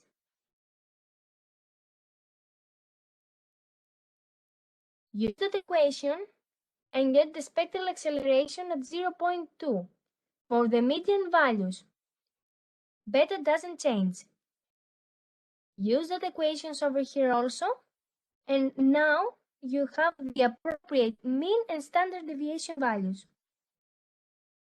Finally, we'll go over here, copy paste that again 3 times, change the ID and the intensity measure type, go with Hazus manual, non-structural acceleration sensitive components, get the parameters for spectral acceleration. This time, only use those equations, and now you can put the appropriate values at mean and standard deviation. Is anyone that has a problem so far with that? Even one, please tell me. So, let's repeat that. Over here, I have the structural, non-structural, and contents. For each asset taxonomy, this is reinforced concrete high, middle, low, and pre-code values. I have the median and spectral, the median and standard deviation, log normal standard deviation. Okay, here I have the median, and over here I have the standard deviation. We are starting with reinforced concrete high code buildings. Just the PGA values, the median PGA values. I'm going to put them over here. Multiply them with 2.5, and now I'm getting the right median values. I have to transform them using the equations, I forgot to insert another row, another column. This is more confusing than I thought it would be. Okay.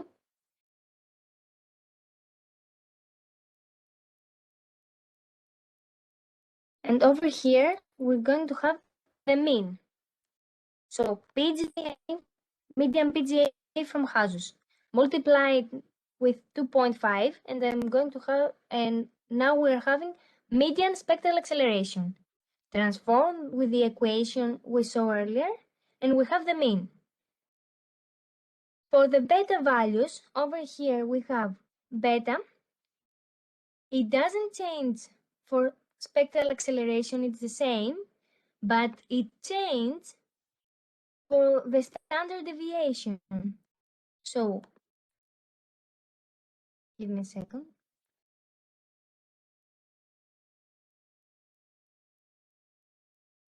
Over here, beta is the same. Here and here, and only here it changes.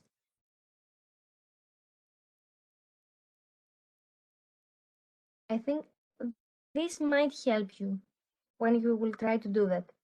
Median PGA, median spectral acceleration, this is my x50 value. Beta PGA, it doesn't change. It is this one, this value I need over here. And using those equations, I'm going to get the mean and standard deviation. Doing the same for non-structural and contents, it will be okay, I think.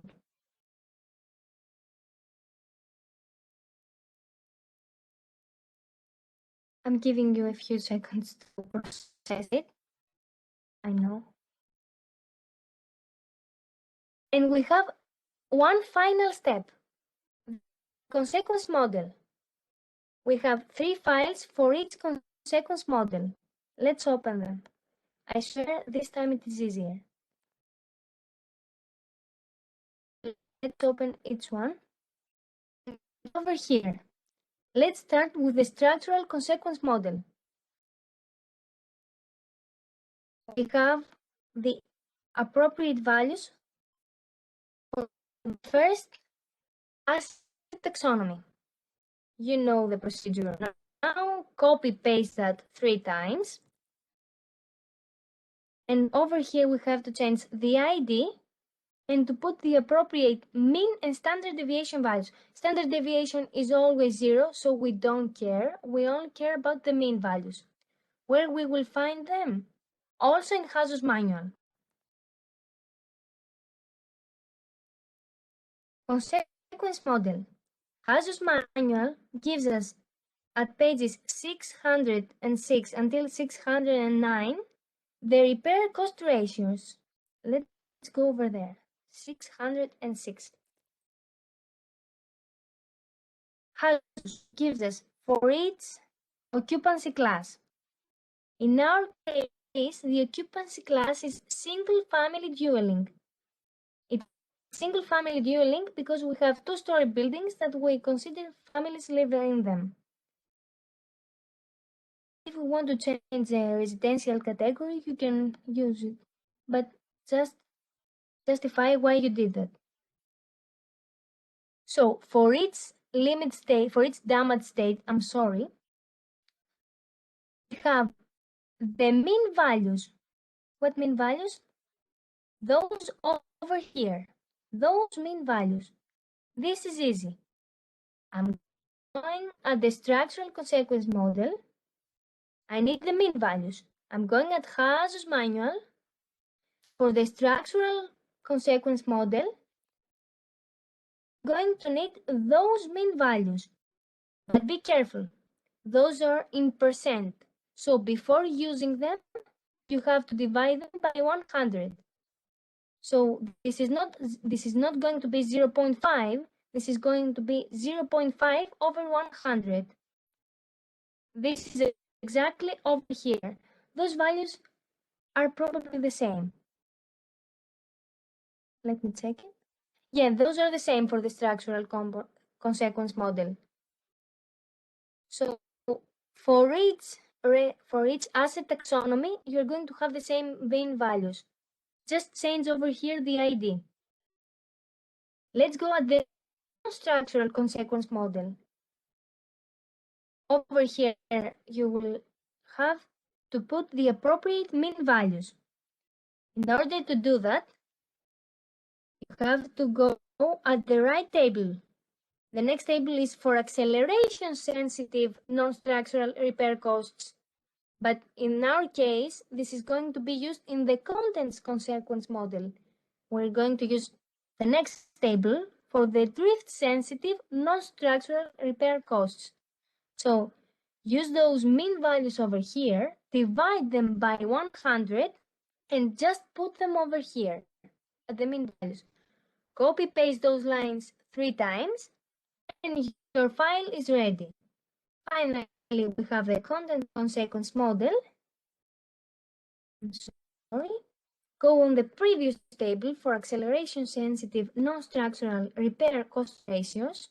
Use those values, divide them by 100, and just put them on the consequence model.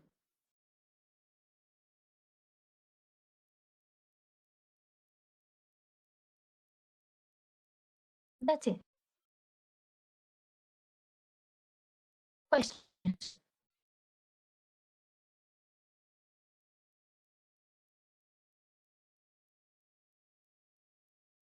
Okay.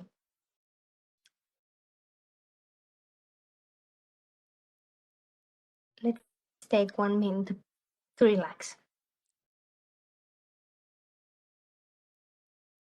After that, we have a small numerical example that might help you, because I think that on your term project, there is a final question in question 5 that asks you to provide the seismic insurance for a modern reinforced concrete building, and this was the only scenario to consider. So it asks you to determine what is the premium amount of euros that the owner should pay per year. And next it explains that, because this is really weird. You have to tell us how much should an owner of a low-code reinforced concrete building should pay in the insurance company, how much more an owner of a low-code reinforced concrete building should pay more than an owner of a high-code reinforced concrete building. This is why we have a numerical example over here in order to help you to do that. You don't have to repeat to do exactly the same as that I'm going to show you right now, because this is the outputs that OpenQuake is going to give you. But you have to understand how you're going to use those outputs. So let's make a numerical example of calculation of damages and losses. We're assuming we want to estimate the damages losses for 40 reinforced concrete high-code buildings located at a given site for one scenario in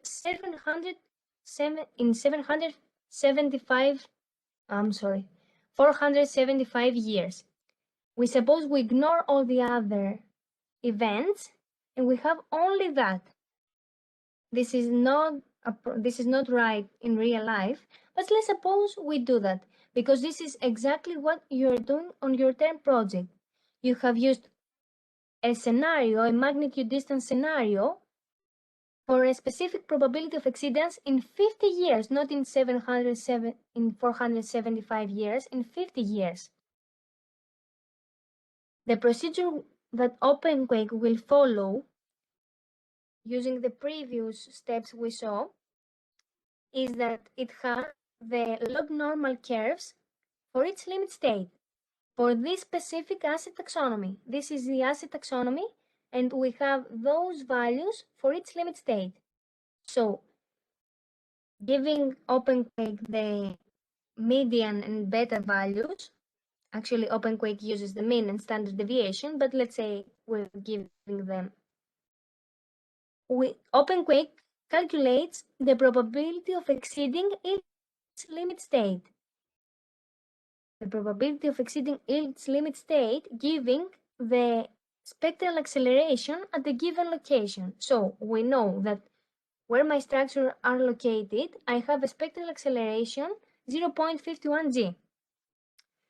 Knowing the parameters for the log normal curves, I can calculate the probability of exceeding its limit state. And those are the values. Those are the probabilities. Dr. Vamvachikos showed you an example like that also the previous time. Those are in order for you to calculate them with Excel, those lines. But I don't want the probability of exceeding a limit state. I want the probability of being in a damaged state in order to combine the outputs with the consequence functions. That's why I have 4 limit states, and from them I know that I have 5 corresponding damage stages. So I calculate the probability of being in its damage state. You remember that we have to subtract from the following limit state the previous, and this is how we get the values, the probability of being in a damaged state. Using those values and multiplying them by the total number of buildings in that asset taxonomy, OpenQuake calculates the damages. So then this is the output file we saw earlier from OpenQuake with the average, the aggregated damages. Remember? This is one of the outputs. We have two outputs, the damages and the losses. We have to do that for the losses. OpenQuake does it for us, so we have those numbers. These are the consequences files we fixed earlier. This is a simple example, that's why we have only those values. And we multiply its probability, its damage, by the consequence function. And we get the losses for its limit state, for its damage state, I'm sorry.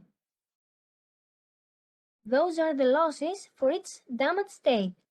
If we add all the numbers, then we get all the aggregated losses for that specific asset taxonomy. So we know that this asset taxonomy, reinforced concrete high code buildings, has 8.69 losses. I think there is a more. Okay, I forgot something. So for all the buildings, we assume we have the same losses. So dividing the total losses by the number of buildings, I get the number of losses per building.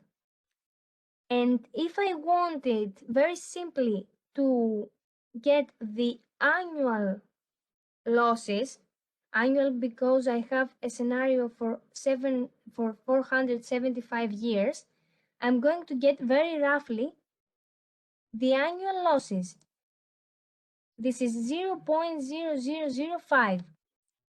So what we are saying over here is that if an insurance company didn't want to have losses, to lose money, then it should ask from the owner of a reinforced concrete high code building to pay every year 0.0005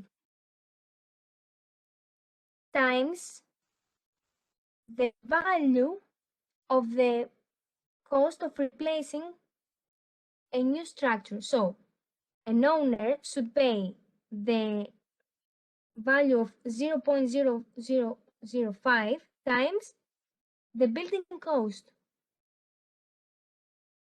So what you actually have to do on your term project is to calculate that number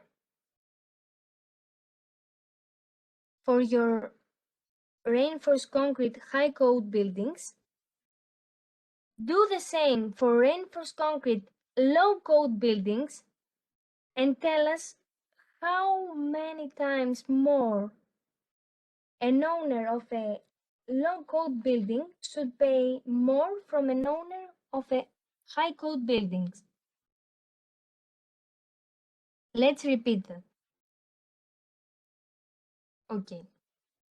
This number means that out of the 40 buildings of this class, reinforced concrete high buildings, the total aggregate monetary loss is almost 8.7. In other words, if we assume that all the buildings have about the same total replacement value, we have lost 8.7 out of 40. Since this is the 1 in 475 years scenario, you may assume very approximately and neglect all the other scenarios, which is a bad idea in real life, that per year, on average, the loss for a reinforced concrete high building is 0.05%. So what we are saying here is that if an insurance company did not want to lose money, it would have to insure that building for a premium of at least 0.05% of its total replacement value per year. So what you are really asked to do at the end of question 5 is how much more it should cost to insure a reinforced concrete low-code building of the same area as a reinforced concrete high-code building at your site, if the insurance company does not want to lose money.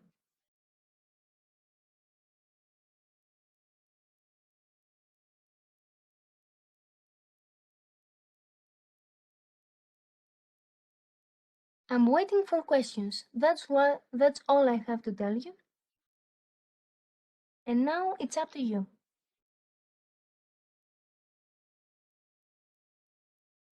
This final step over here, it shouldn't confuse you. I just showed you that numerical example in order to understand how you can calculate that value over here. Those losses is going to be given to you by OpenQuake. So OpenQuake will give you the structural, non-structural, and content losses for each asset taxonomy. So for reinforced concrete low-code buildings, you have 3 values: structural, and content losses. If you add them, you're going to get that number.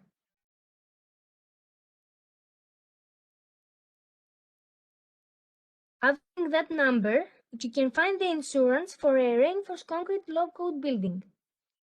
If you repeat that same procedure for reinforced concrete high-code building, you can tell us how much more should an owner pay of a low-code building should pay more than an owner of a high-code building.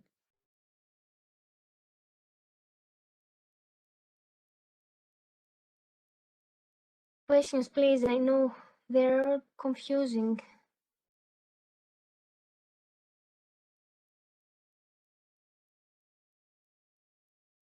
Let's keep that. Is there anything that you haven't understand from that files we just fixed it? The structural, the structural fragility models, the consequence models, something from HASUS, how you can calculate the insurance, whatever. Of course, if you want to rewatch all this lecture, you can do it on Dr. Van Vatsiko's YouTube channel. You know that, I think. Dr. Vamvatsikos uploads the lectures on YouTube.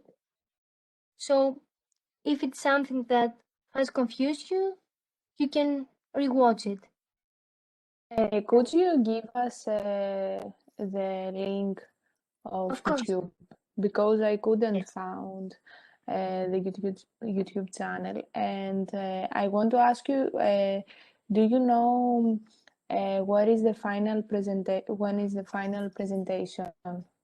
This That question. presentation I'm showing you, I showed you now. Ενώ όποτε παρουσιάζουμε το τελευταίο ερώτημα, πότε είναι η ημερομηνία που πρέπει να το έχουμε ολοκληρώσει. I'm sorry. Okay. I think there is a schedule, and I will send you now. Usually, Dr. Vamvatsikos gives you some time. I think no, there is not a specified date, but Dr. Vamvatsikos gives you time, and you will discuss it with him. I think before the exams or probably after the exams. I don't know that. I'm so sorry. We have to ask Dr. Vamvatsikos. So now I want to send you. Okay, thank you. Okay, I'm sending you the YouTube channel of Dr. Vamvatsikos. You can use it. You can see all the previous lectures if you have a question. I know all of them were very confusing. Of course, using hazards, going back and forth in order to calculate the fragility parameters, the consequence parameters are weird. But if you follow that steps we saw today, they might help you. There are only a few pages. You just have to know how to use them. Seriously, they are not more than 20 pages. You just have to know how to use hazard manual. I'm here to send me whatever question you have. Whenever you want. You don't have a problem. Can I ask something Of course. about the hazards with the classification about the residential type of buildings? Because a lot of the islands, they are functioning as hotels, a lot of the buildings. Okay. And do we still take them as residential? Because I did not see anything similar to the commercial part of the hazard manual. You mean on pages 606 until 609 over here to the Yes, occupancy the class? one that you are showing. Yes, exactly, the one that you are showing. Well, this is interesting.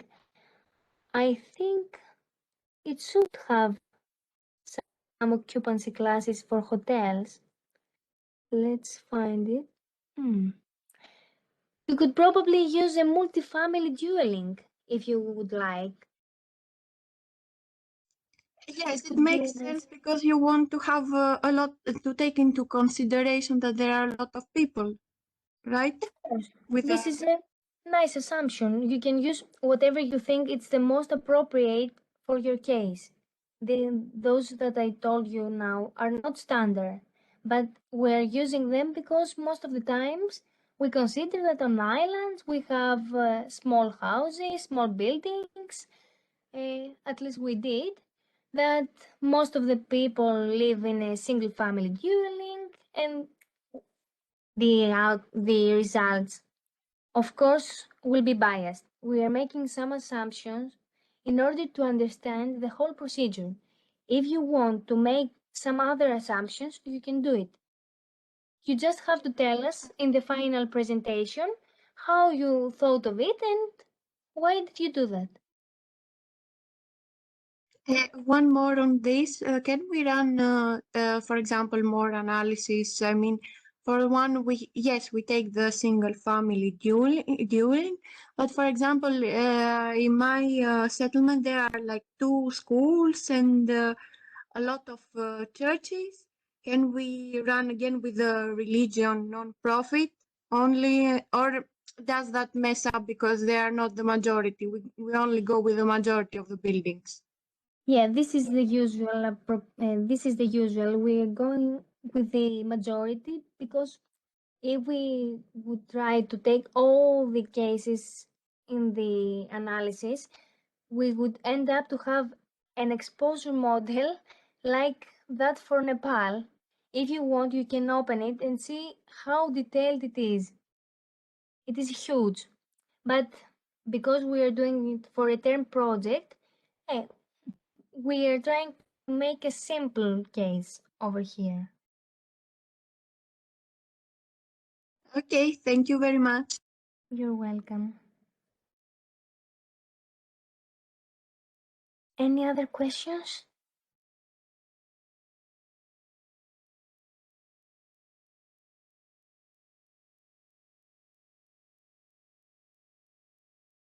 Okay, if you think you're okay, of course, you can rewatch the video when Dr. Vamvatikos uploads it. You can ask me as many questions you want. You know my email. If you don't have anything else, I'm just going to tell you to relax on your vacation, do your term project, because this part is a little bigger than the previous. You just have to find the appropriate numbers, the appropriate parameters. The analysis then is going to be really easy. So I hope you relax, your vacation, and to be okay. Thank you. You too. Have a nice day. Thank you very much. Thank you very Have a much. nice holiday. Thank you very much. Thank you very much. Have a Thank nice you. day. Thank you. Καλό Πάσχα. Καλό Πάσχα. Goodbye. Bye.